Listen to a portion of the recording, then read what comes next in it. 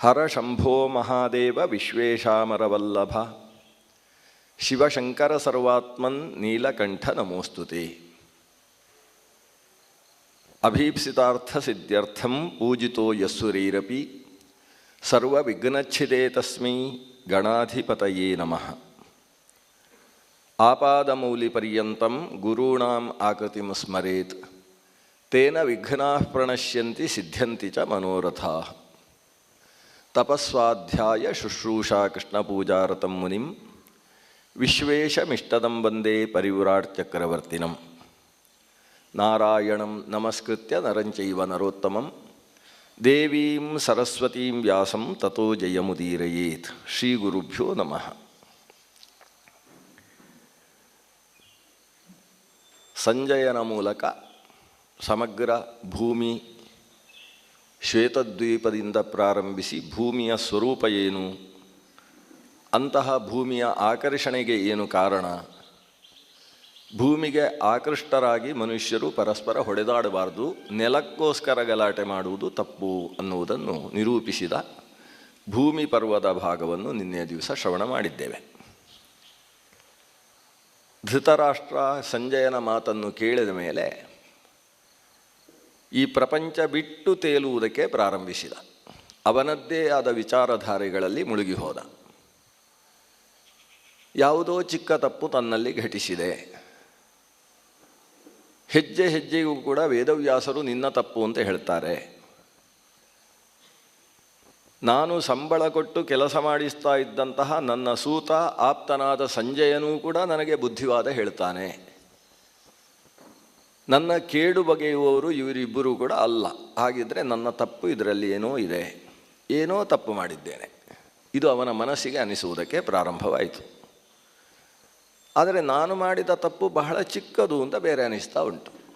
ಆದರೆ ಆ ಚಿಕ್ಕ ತಪ್ಪು ಇವತ್ತು ತುಂಬ ದೊಡ್ಡದಾಗಿ ಹೋಗಿದೆ, ಅದರ ಪರಿಣಾಮ ಮಹತ್ತಾಗಿ ಹೋಗಿದೆ. ಈ ಕಾರಣದಿಂದ ಅವನಿಗೆ ತನ್ನ ಮನೆ ಅಂತಃಪುರ ಶೂನ್ಯ ಅಂತ ಅನಿಸುವುದಕ್ಕೆ ಪ್ರಾರಂಭವಾಯಿತು. ಅವನಿಗೆ ಅನೇಕ ಪತ್ನಿಯರಿದ್ದರು. ಅದರಲ್ಲಿ ಒಬ್ಬಳು ಗಾಂಧಾರಿ. ಅವರಲ್ಲಿ ಯಾರಲ್ಲೂ ಕೂಡ ಇವ ಮಾತಾಡುವುದಿಲ್ಲ ಅಂತೆ. ಯಾಕಂದರೆ ಅವರೆಲ್ಲರೂ ಈ ಅಪರಾಧದಲ್ಲಿ ಭಾಗಿಯಾಗಿದ್ದಾರೆ. ಒಂದು ಅಪರಾಧದಲ್ಲಿ ತಾವು ಭಾಗಿಯಾಗಿದ್ದು ಆ ಅಪರಾಧದ ಪರಿಣಾಮ ತನ್ನ ಮೇಲೆಯೇ ಬೀಳ್ತಾ ಇರುವಾಗ ಒಂದು ಮಾನಸಿಕವಾಗಿ ತುಂಬ ವಿಹ್ವಲತೆ ಉಂಟಾಗಿ ಹೋಗ್ತದೆ. ಇದು ಲೋಕದೃಷ್ಟಿ. ನಾವೇ ಯಾವುದೋ ಮನೆಗೆ ಬೆಂಕಿ ಇಡಬೇಕು ಅಂತ ಆಲೋಚನೆ ಮಾಡಿ ಅವರ ಮನೆಯ ಒಳಗೆ ಹೋಗಿ ಅಡಿಗೆ ಮನೆಯ ಜಂಗಕ್ಕೆ ಮಾತ್ರ ಬೆಂಕಿ ಇಟ್ಟು ಓಡಿ ಬಂದು ಎಷ್ಟು ಹೊತ್ತಾದರೂ ಆ ಮನೆ ಉರಿಯದೇ ಇದ್ದದ್ದು ನೋಡ್ತಾ ಇರ್ತೇವೆ. ಮನಸ್ಸಲ್ಲಿ ಯೋಚನೆ, ಮನೆಗೆ ಅಷ್ಟು ಬೆಂಕಿ ಬಿದ್ದಿರ್ತದೆ, ಮೆಲ್ಲ ಮೆಲ್ಲ ದೊಡ್ಡದಾಗ್ತಾ ಇರ್ತದೆ, ಕೊನೆಗೆ ಪರಿಸ್ಥಿತಿ ಏನಾಗ್ತದೆ. ಇವ ಯಾರ ಹತ್ರವೂ ಮಾತಾಡುವುದಿಲ್ಲ, ಏಕಾಂತದಲ್ಲಿ ಇರ್ತಾರೆ. ಅನ್ಯಾಯ ಮಾಡಿದವರ ಮನಸ್ಸಿನಲ್ಲಿ ತಾನೇ ಒಂದು ರೀತಿಯ ಭೂತ ಕೆಲಸ ಮಾಡ್ತಾ ಇರ್ತದೆ. ಅಥವಾ 10,000 ಜನ ಊಟ ಮಾಡುವಂತಹ ಪ್ರಸಂಗದಲ್ಲಿದ್ದಂತಹ ಅಡಿಗೆಗೆ ವಿಷ ಹಾಕಿದಂತಹ ವ್ಯಕ್ತಿ ಬಹಳ ದೂರಕ್ಕೆ ಓಡಿ ಹೋಗಿ ಇದ್ದಾನೆ. ಅಷ್ಟು ಹೊತ್ತಿಗೆ ಗೊತ್ತಾಗುತ್ತೆ ನನ್ನ ಮಕ್ಕಳು ಕೂಡ ಅಲ್ಲಿ ಊಟಕ್ಕೆ ಹೋಗಿದ್ದಾರೆ ಅಂತ. ಅಂಥ ವಿಷ ಹಾಕಿದ ತಂದೆ ತಾಯಿಯರಿಗೆ ಅವರ ಮನಸ್ಸು ಹೇಗಿರಲಿಕ್ಕಿಲ್ಲ. ಆ ರೀತಿಯ ಒಂದು ಅನ್ಯಾಯ ಮಾಡಿದ್ದು ಏನು? ದ್ಯೂತಕ್ಕೆ ಅನುಮತಿ ಕೊಟ್ಟದ್ದು. ವಿದುರ ಕಿರುಚಿ ಹೇಳಿದ, ಬರೀ ಬುದ್ಧಿವಾದ ಮಾತ್ರ ಹೇಳಿದ್ದಲ್ಲ. ಅಣ್ಣ ತಮ್ಮಂದಿರು ಲೆತ್ತವಾಡತಕ್ಕಂಥದ್ದು, ಮನೆಗೆ ಬೆಂಕಿ ಇಟ್ಟ ಹಾಗೆ, ಮನೆಯಲ್ಲಿ ಮಾಡಿದಂತಹ ದೇವನೈವೇದ್ಯಕ್ಕೆ ವಿಷ ಇಕ್ಕಿದ ಹಾಗೆ, ಇಂತಹ ಕೆಲಸವನ್ನು ಸುತರಾಂ ಮಾಡಬಾರ್ದು ಅಂತ ವಿದುರ ಸಾಕ್ಷಾತ್, ಅದಕ್ಕೆ ಬೇರೆ ಶಬ್ದ ಹೇಳುವ ಹಾಗಿಲ್ಲ, ಕಿರುಚಿದ ಅಂತಲೇ. ಅಸಹಾಯಕನಾಗಿ ಕೈ ಮೇಲೆ ಇತ್ತು ಅಧರ್ಮ ಅಧರ್ಮ ಅಧರ್ಮ. ಈ ಅಧರ್ಮ ಅಂತ ನಾನು ಇಲ್ಲಿ ಗೋಗರೆದರೂ ಕೂಡ ಇದನ್ನು ಅಧರ್ಮ ಅಂತ ಹೇಳುವುದಕ್ಕೆ ಇಲ್ಲಿ ಒಬ್ಬ ಧಾರ್ಮಿಕ ಕಾಣಿಸುವುದಿಲ್ಲ ಅಲ್ವಾ ಅಂತ 2 ಬಾರಿ ವಿದುರ ಸಭೆಯಲ್ಲಿ ಗೋಗರೆದಿದ್ದ. ಒಂದು ದ್ರೌಪದಿ ದೇವಿಯ ಪ್ರಸಂಗದಲ್ಲಿ, ಮತ್ತೊಂದು ಲೆತ್ತವಾಡುವುದಕ್ಕೆ ನಿರ್ಧಾರ ಮಾಡಿದಂತಹ ಸಂದರ್ಭದಲ್ಲಿ, ಮತ್ತೆ ಅನುದ್ಯೂತ ನಡೆದಂತಹ ಸಂದರ್ಭದಲ್ಲಿ. ವಿದುರ ಹೇಳಿದ ಮಾತು ಯಾವತ್ತೂ ಕೂಡ ಧರ್ಮ ಮೀರಿರುವುದಿಲ್ಲ ಅನ್ನುವುದು ಧೃತರಾಷ್ಟ್ರನಿಗೆ ಜೀವನದಲ್ಲಿ ಅರ್ಥವಾದಂತಹ ವಿಷಯ. ಅವತ್ತು ಏನು ವಿದುರ ಹೇಳಿದ್ದ ಅದು ತಪ್ಪು, ಅದು ತಪ್ಪು ಅಂತ ಪ್ರತಿಯೊಬ್ಬರೂ ಹೇಳ್ತಾ ಇದ್ದಾರೆ. ಆದ್ದರಿಂದ ನಾನು ಕೊಟ್ಟದ್ದು ಒಂದೇ ಒಂದು ಅವಕಾಶ ದ್ಯೂತಕ್ಕೆ, ಆದರೆ ಅದು ಇಲ್ಲಿಯ ತನಕ ನಡೆದು ಹೋಯ್ತಲ್ಲ. ಇವತ್ತು ಪರಸ್ಪರರು ಕುರುಕ್ಷೇತ್ರದಲ್ಲಿ ಮುಖಾಮುಖಿಯಾಗಿ ಬಿಟ್ಟಿದ್ದಾರಲ್ಲ. ಹೀಗೆ ಆತ ಆಲೋಚನೆ ಮಾಡ್ತಾ ಇರುವ ಹಾಗೆ ಹಿಂದೆ ಸಂಜಯ ಮಾತನಾಡಿ ಸುಮಾರು 10-15 ದಿವಸಗಳು ಸಂದಿದ್ದಾವೆ. ಸಂಜಯ ಎಲ್ಲಿ ಹೋಗಿದ್ದಾನೆ ಆ ವಿಷಯ ಇವನಿಗೆ ಗೊತ್ತಿಲ್ಲ. ಇವನಿಗೆ ಹಗಲು ರಾತ್ರಿ ಇದೇ ಆಲೋಚನೆ, ನಿದ್ದೆ ಬರ್ತಾ ಇಲ್ಲ. ಅಷ್ಟರಲ್ಲಿ ಸಂಜಯ ಓಡಿ ಬಂದಂತೆ. ಓಡಿ ಬಂದು ಹೇಳಿದ್ದೇನು, ಭರತಾನಾಂ ಪಿತಾಮಹ, ನಿಮ್ಮ ಪಿತಾಮಹನಾದಂತಹ ಭರತ ಹತನಾಗಿ ಹೋಗಿದ್ದಾನೆ. ಕುರುಕ್ಷೇತ್ರದ ಯುದ್ಧದಲ್ಲಿ ಭೀಷ್ಮನ ದೇಹ ನೆಲಕ್ಕೆ ಬಿದ್ದಿದೆ. ಇನ್ನು ಭೀಷ್ಮ ಯುದ್ಧ ಮಾಡುವ ಹಾಗಿಲ್ಲ, ಕಥೆ ಮುಗಿಯಿತು ಭೀಷ್ಮನದ್ದು ಅಂತ ಕಣ್ಣಲ್ಲಿ ನೀರು ಹಾಕಿಕೊಂಡು ಧೃತರಾಷ್ಟ್ರನ ಮುಂದೆ ಹೇಳಿದ. ಧೃತರಾಷ್ಟ್ರ ಜಗ್ಗನೆ ಹೇಳ್ತಾನೆ, ಅವನಿಗೆ ಕಣ್ಣು ಕಾಣಿಸುವುದಿಲ್ಲ, ಹೇಳ್ತಾನೆ ಸಾಧ್ಯ ಇಲ್ಲ ಅಂತ ಹೇಳ್ತಾನೆ. ಭೀಷ್ಮ ಬೀಳುವುದು ಅಸಾಧ್ಯ. ಗುರುಗಳಾದ ಪರಶುರಾಮಾಚಾರ್ಯರನ್ನು ಎದುರಿಸಿ ಹೋರಾಡಿ ಬೆಚ್ಚಿಸಿ ಗೆದ್ದು ಬೀಗಿದಂತಹ ಭೀಷ್ಮ ಪ್ರಪಂಚದಲ್ಲಿ ಯಾರ ಕೈಯಲ್ಲೂ ಸೋಲುವುದಕ್ಕೆ ಸಾಧ್ಯ ಇಲ್ಲ. ವಿದುರ ಮುಂದೆ ನಿಂತಹ ಸಂಜಯ ಅದಕ್ಕಿಂತ ದೊಡ್ಡ ಶಬ್ದ ಮಾಡಿ ಹೇಳ್ತಾನೆ, ಗುರುಗಳ ಮುಂದೆ ನಿನ್ನ ಭೀಷ್ಮ ಗೆದ್ದದ್ದಲ್ಲ, ಗುರುಗಳು ಗೆಲ್ಲಿಸಿದ್ದು. ಗುರುಗಳನ್ನು ಶಿಷ್ಯ ಗೆಲ್ಲುವುದು ಅನ್ನುವುದು ಪ್ರಪಂಚದಲ್ಲಿ ಇಲ್ಲದೇ ಇದ್ದ ವಿಷಯ. ಆದರೆ ಗುರುಗಳ ಕಾರುಣ್ಯ ಎಷ್ಟಿರ್ತದೆ ಅಂದರೆ, ಗುರುಗಳ ಮುಂದೆ ಯುದ್ಧಕ್ಕೆ ಬಂದಂತಹ ಅಥವಾ ಗುರುಗಳ ಮುಂದೆ ವಾಕ್ಯಾರ್ಥಕ್ಕೆ ನಿಂತಹ ಶಿಷ್ಯನನ್ನು ಗೆಲ್ಲಿಸುವಂತಹ ಕಾರುಣ್ಯ ಗುರುಗಳಲ್ಲಿರ್ತದೆ. ಭೀಷ್ಮನ ಬ್ರಹ್ಮಚರ್ಯದ ನಿಷ್ಠೆಯನ್ನು ಕಂಡಂತಹ, ತನ್ನ ಪ್ರತಿಜ್ಞೆಯಲ್ಲಿರತಕ್ಕಂತಹ ದಾರ್ಢ್ಯವನ್ನು ಗುರುತಿಸಿದಂತಹ ಗುರು ಭಾರ್ಗವರಾಮರು ಆತನನ್ನು ಗೆಲ್ಲಿಸಿದರೆ ಹೊರತು ಈತ ಅವರನ್ನು ಗೆದ್ದದ್ದಲ್ಲ. ದೇವರು ತಾನು ಸೋತು ಶಿಷ್ಯನನ್ನು ಭಕ್ತನನ್ನು ಮೇಲಕ್ಕೆ ಎತ್ತುತ್ತಾರೆ. ಆದರೆ ತನ್ನ ಭಕ್ತರ ಮುಂದೆ ಮುನಿದಂತಹ ವ್ಯಕ್ತಿಯನ್ನು ಯಾವತ್ತಿಗೂ ಗೆಲ್ಲಿಸುವುದಿಲ್ಲ. ಭಗವಂತನನ್ನೇ ಕಾಲು ಹಿಡಿದು ನೀನೇ ನಮ್ಮನ್ನು ಮುನ್ನಡೆಸಬೇಕು ಅಂತ ಕೇಳಿದಂತಹ ಶ್ರೀಕೃಷ್ಣನ ಪರಮ ಭಕ್ತರು, ನನ್ನ ಪ್ರಾಣದ ಹಾಗೆ ಪಾಂಡವರು ಅಂತ ಸ್ವತಃ ಕೃಷ್ಣ ಹೇಳಿಕೊಳ್ತಾನೆ. ಅಂಥ ಪ್ರೀತ್ಯಾಸ್ಪದರಾದಂತಹ ಪರಮ ಭಕ್ತರನ್ನು ಕೊಲ್ಲುವುದಕ್ಕೆ ಮುಂದೆ ಬರ್ತೇನೆ ಅಂತ ಹೇಳಿ ಮುಂದೆ ನಿಂತರೆ ಅದು ಭೀಷ್ಮನಾಗಲಿ ಯಾರೇ ಆಗಲಿ ದೇವರು ಉಳಿಸಲಾರ. ಭಕ್ತ ಸಂರಕ್ಷಕ, ಭಕ್ತ ವತ್ಸಲ. ಆದ್ದರಿಂದ ಇವತ್ತು ಭೀಷ್ಮ ಉಳಿದಿದ್ದಾನೆ ಅಂತ ನೀನು ಮನಸ್ಸಲ್ಲಿ ಅಂದುಕೊಳ್ಬೇಡ. ಆ ವೇದವ್ಯಾಸರು ಕೊಟ್ಟಂತಹ ಪರಮಶಕ್ತಿಯಿಂದ ಇಷ್ಟು ಸಮಯದ ತನಕ ಕುರುಕ್ಷೇತ್ರದ ಮಹಾಯುದ್ಧದಲ್ಲಿ ನಾನು ಅತ್ತಿತ್ತ ಓಲಾಡ್ತಾ ಇದ್ದೆ. ಓಡಾಡುವ ಹೊತ್ತಿಗೆ ಯಾವುದೇ ಶಸ್ತ್ರ ನನಗೆ ತಾಗಿ ನೋವು ಮಾಡದೇ ಇರುವ ಹಾಗೆ ವ್ಯಾಸರ ಅನುಗ್ರಹ ರಕ್ಷೆ ನನಗಿತ್ತು. ಕಣ್ಣಿಗೆ ಕಂಡದ್ದು ಮಾತ್ರ ಅಲ್ಲ, ಕಿವಿಗೆ ಕೇಳಿಸಿದ್ದು ಮಾತ್ರ ಅಲ್ಲ, ಪ್ರತಿಯೊಬ್ಬ ವ್ಯಕ್ತಿ ಮನಸ್ಸಿನಲ್ಲಿ ಏನೆಲ್ಲ ಆಲೋಚನೆ ಮಾಡ್ತಾರೋ ಅಂತಹ ಆಲೋಚನೆಯನ್ನು ಕೂಡ ತಾವು ಹೇಗೆ ಅವರು ಏನೇನು ಆಲೋಚನೆ ಮಾಡ್ತಾರೆ ಅನ್ನುವುದನ್ನು ತಾವು ಚಿಂತಿಸಿ ಅದನ್ನೆಲ್ಲ ತಾನೇ ಅಂತರ್ಮುಖದಲ್ಲಿ ಕಂಡು ಅದನ್ನು ಹೇಳುವ ಶಕ್ತಿ ನನಗಿದೆ. ಆದರೆ ಇಂಥ ಸಂದರ್ಭದಲ್ಲಿ ನಾನು ಹೇಳಿದ್ದು ಸುಳ್ಳು ಅಂತ ಮಾತ್ರ ಹೇಳಬೇಡ. ನಡೆದ ಘಟನೆಯನ್ನು ಯಥಾವತ್ತಾಗಿ ಹೇಳಿದ್ದೇನೆ. ಭೀಷ್ಮನ ಪರಾಕ್ರಮ ಅಸಾಧಾರಣವಾದದ್ದು. ಕಾಶಿ ದೇಶಕ್ಕೆ ಹೋಗಿ ಕಾಶಿ ದೇಶದಲ್ಲಿ ಭರತಖಂಡದ ಸಮಗ್ರ ರಾಜಾಧಿರಾಜರುಗಳೆಲ್ಲ 3 ಬಾಲಿಕೆಯರ ವಿವಾಹಕ್ಕೋಸ್ಕರ ಸ್ವಯಂವರಕ್ಕೋಸ್ಕರ ಸೇರಿದ್ದಂತಹ ಸಂದರ್ಭದಲ್ಲಿ ಪ್ರತಿಯೊಬ್ಬರನ್ನು ಕೂಡ ಎದುರಿಸಿ ಅವರನ್ನು ಕೆಳಗೆ ಬೀಳಿಸಿ ಅಂಬಿಕೆ ಅಂಬಾಲಿಕೆಯರನ್ನು 3 ಜನರನ್ನು ಕೂಡ ಹಸ್ತಿನಪುರಕ್ಕೆ ಕರೆತಂದು ಇಲ್ಲಿಯ ಸೊಸೆಯರನ್ನಾಗಿಸಿರ್ತಕ್ಕಂತಹ ಆ ಭೀಷ್ಮ ಇವತ್ತು ಅರ್ಜುನ, ಶ್ರೀಕೃಷ್ಣ ಮತ್ತು ಶಿಖಂಡಿಯರ ಮುಂದೆ ನೆಲಕ್ಕೆ ಬಿದ್ದಿದ್ದಾನೆ. ಅವ ಇಚ್ಛಾಮರಣಿಯಾದದ್ದರಿಂದ ಬದುಕಿದ್ದಾನೆ, ಆದರೆ ಬದುಕಿ ಸತ್ತಿದ್ದಾನೆ. ಇನ್ನು ತನ್ನ ಕೈಕಾಲುಗಳನ್ನು ಅಲುಗಾಡಿಸುವುದಕ್ಕೆ ಸಾಧ್ಯ ಇಲ್ಲ. ಶರೀರದ ಪ್ರತಿಯೊಂದು ಅವಯವಗಳು ಕೂಡ ಬಾಣಹತವಾಗಿ ಬಾಣದಿಂದ ಚುಚ್ಚಲ್ಪಟ್ಟು ಭೂಮಿಯಲ್ಲಿ ನರಕ ಯಾತನೆಯನ್ನು ಅನುಭವಿಸತಕ್ಕಂತಹ ಇಚ್ಛಾಮರಣಿ ಭೀಷ್ಮ ದೇವವ್ರತನಾಗಿ ಬಿಟ್ಟಿದ್ದಾನೆ ಅಂತ ಕಣ್ಣೀರು ಹಾಕಿಕೊಂಡು ಸಂಜಯ ಹೇಳಿದ. ಧೃತರಾಷ್ಟ್ರನಿಗೆ ಗಗನವೇ ತಲೆಯ ಮೇಲೆ ಬಿರಿದು ಬಿದ್ದಂತಹ ಅನುಭವವಾಯಿತು. ಆತ ಹೇಳ್ತಾನೆ, ನನ್ನ ಮಗ ದುರ್ಯೋಧನ ತಪ್ಪಿತಸ್ಥ, ಅವನಿಗೆ ಎಷ್ಟು ಹೇಳಿದರೂ ಅರ್ಥ ಆಗುವುದಿಲ್ಲ ಅಂತ ಹೇಳಿದ. ನಿಜವಾಗಿ ಸಂಜಯನಿಗೆ ನಮಗೆಲ್ಲ ಖುಷಿ ಆಗ್ತಾ ಉಂಟು. ಈಗಾದರೂ ಅರ್ಥ ಆಯ್ತಲ್ಲ ಧೃತರಾಷ್ಟ್ರನಿಗೆ, ದುರ್ಯೋಧನ ತಪ್ಪು ಮಾಡ್ತಾ ಇದ್ದಾನೆ, ಅವನ ತಪ್ಪಿಗೆ ತಾನು ಬೆಂಗಾವಲಾಗಿ ನಿಂತಿದ್ದೇನೆ ಅನ್ನೋದು ಈಗ ಅರ್ಥ ಆಯ್ತಲ್ಲ. ಆದರೆ ಅವನಿಗೆ ಅವನನ್ನು ತಪ್ಪಿತಸ್ಥ ಅಂತ ಹೇಳಿದ್ದು ಯಾಕೆ? ನಾನು ಹೇಳಿದ್ದೆ ಅವನಿಗೆ ಭೀಷ್ಮರನ್ನು ಒಬ್ಬರನ್ನು ಯಾರೂ ಎಂದೂ ಸಾಯಿಸದೇ ಇರುವ ಹಾಗೆ ರಕ್ಷಣೆ ಕೊಡು ಅಂತ ಹೇಳಿದ್ದೆ. ಅದನ್ನೊಂದು ಅವ ಮಾಡಲಿಲ್ಲ, ಸತ್ತಾವ. ಇದು ತಪ್ಪಂತೆ. ಅವನು ಯುದ್ಧಕ್ಕೆ ಹೋದದ್ದು, ಪಾಂಡವರನ್ನು ಎದುರಿಸಿದ್ದು ಅದು ದುರ್ಯೋಧನನ ತಪ್ಪಲ್ಲ. ಭೀಷ್ಮರನ್ನು ಬದುಕಿರುವ ಹಾಗೆ ನೋಡಿಕೊಳ್ಳದೇ ಇದ್ದದ್ದು ತಪ್ಪು. ಆ ಹೊತ್ತಿಗೆ ಸಂಜಯ್ ಹೇಳ್ತಾನೆ, ಎಲ್ಲ ಅಪರಾಧವನ್ನು ನಿನ್ನ ಮಗನ ತಲೆಯ ಮೇಲೆ ಹಾಕಬೇಡ. ನಿನ್ನ ಮಗ ಯುದ್ಧದಲ್ಲಿ ಮಹಾನಿಷ್ಣಾತ, ಯುದ್ಧಕ್ಕೆ ಹೋದದ್ದು ತಪ್ಪು ಅಂತ ಬೇಕಾದರೆ ಹೇಳು, ಆದರೆ ಯುದ್ಧಕ್ಕೆ ಹೋದ ಮೇಲೆ ಅವನ ತಪ್ಪನ್ನು ಲೆಕ್ಕ ಹಾಕಬೇಡ. ವ್ಯವಸ್ಥಿತವಾಗಿ ಆತ ತನ್ನ ಕಾರ್ಯವನ್ನು ನಿರ್ವಹಿಸಿದ್ದಾನೆ. ಏನು ನಡೆಯಿತು ಗೊತ್ತೋ? ನಿನ್ನ ಮಗ ದುರ್ಯೋಧನ ತಮ್ಮನಾದ ದುಶ್ಯಾಸನನನ್ನು ಕರೆದ. ಅವನಿಗೆ ಹೇಳಿದ, ಭೀಷ್ಮ ಕುರುಕುಲ ಪಿತಾಮಹ, ಅವನ ಕೈಯಲ್ಲಿ ಎಷ್ಟು ಸಮಯದ ತನಕ ಇಶ್ವಾಸ ಅಂತ ಹೇಳಿದರೆ ಇಶುಗಳನ್ನು ಬೀಸಿ ಒಗೆಯತಕ್ಕಂತಹ ಬಿಲ್ಲು. ಇಶವಃ ಅಸ್ಯಂತೆ ಶತ್ರುಮುಖೇ ಏತೇನ ಇದು ಇಶ್ವಾಸ.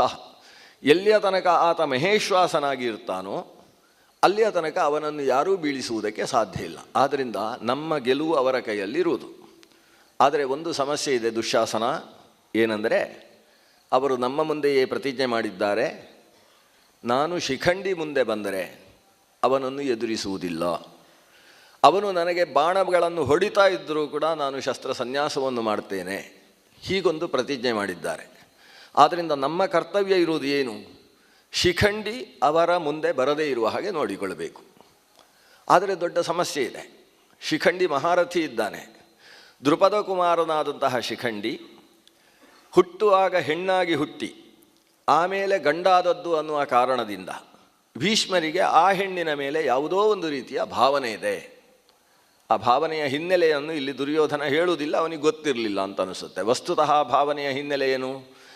ವಸ್ತುತಃ ಶಿಖಂಡಿ ಅಂತೇಳಿದರೆ ಅದು ಈ ಭೀಷ್ಮ ಪಿತಾಮಹನ ಹೆಂಡತಿಯೇ.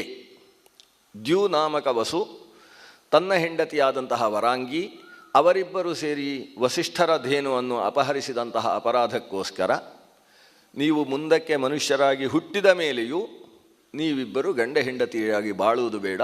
ಅಲ್ಲದೆ ವಸಿಷ್ಠಧೇನುವಿನ ಅಪಹಾರಕ್ಕೆ ಮಹಾಕಾರಣೀಭೂತಳಾದಂಥ ಈ ಹೆಣ್ಣು ಮಗಳು ತನ್ನ ಪತಿಯನ್ನು ಸೇರದೇ ಇರುವುದು ಮಾತ್ರ ಅಲ್ಲ, ಪತಿ ಸಾಯುವುದಕ್ಕೆ ಕಾರಣವಾಗುವಂತಹ ಘೋರಾಪರಾಧವನ್ನು ಆ ಜೀವನದಲ್ಲಿ ನಡೆಸಬೇಕು ಅಂತ ವಸಿಷ್ಠ ಶಾಪ.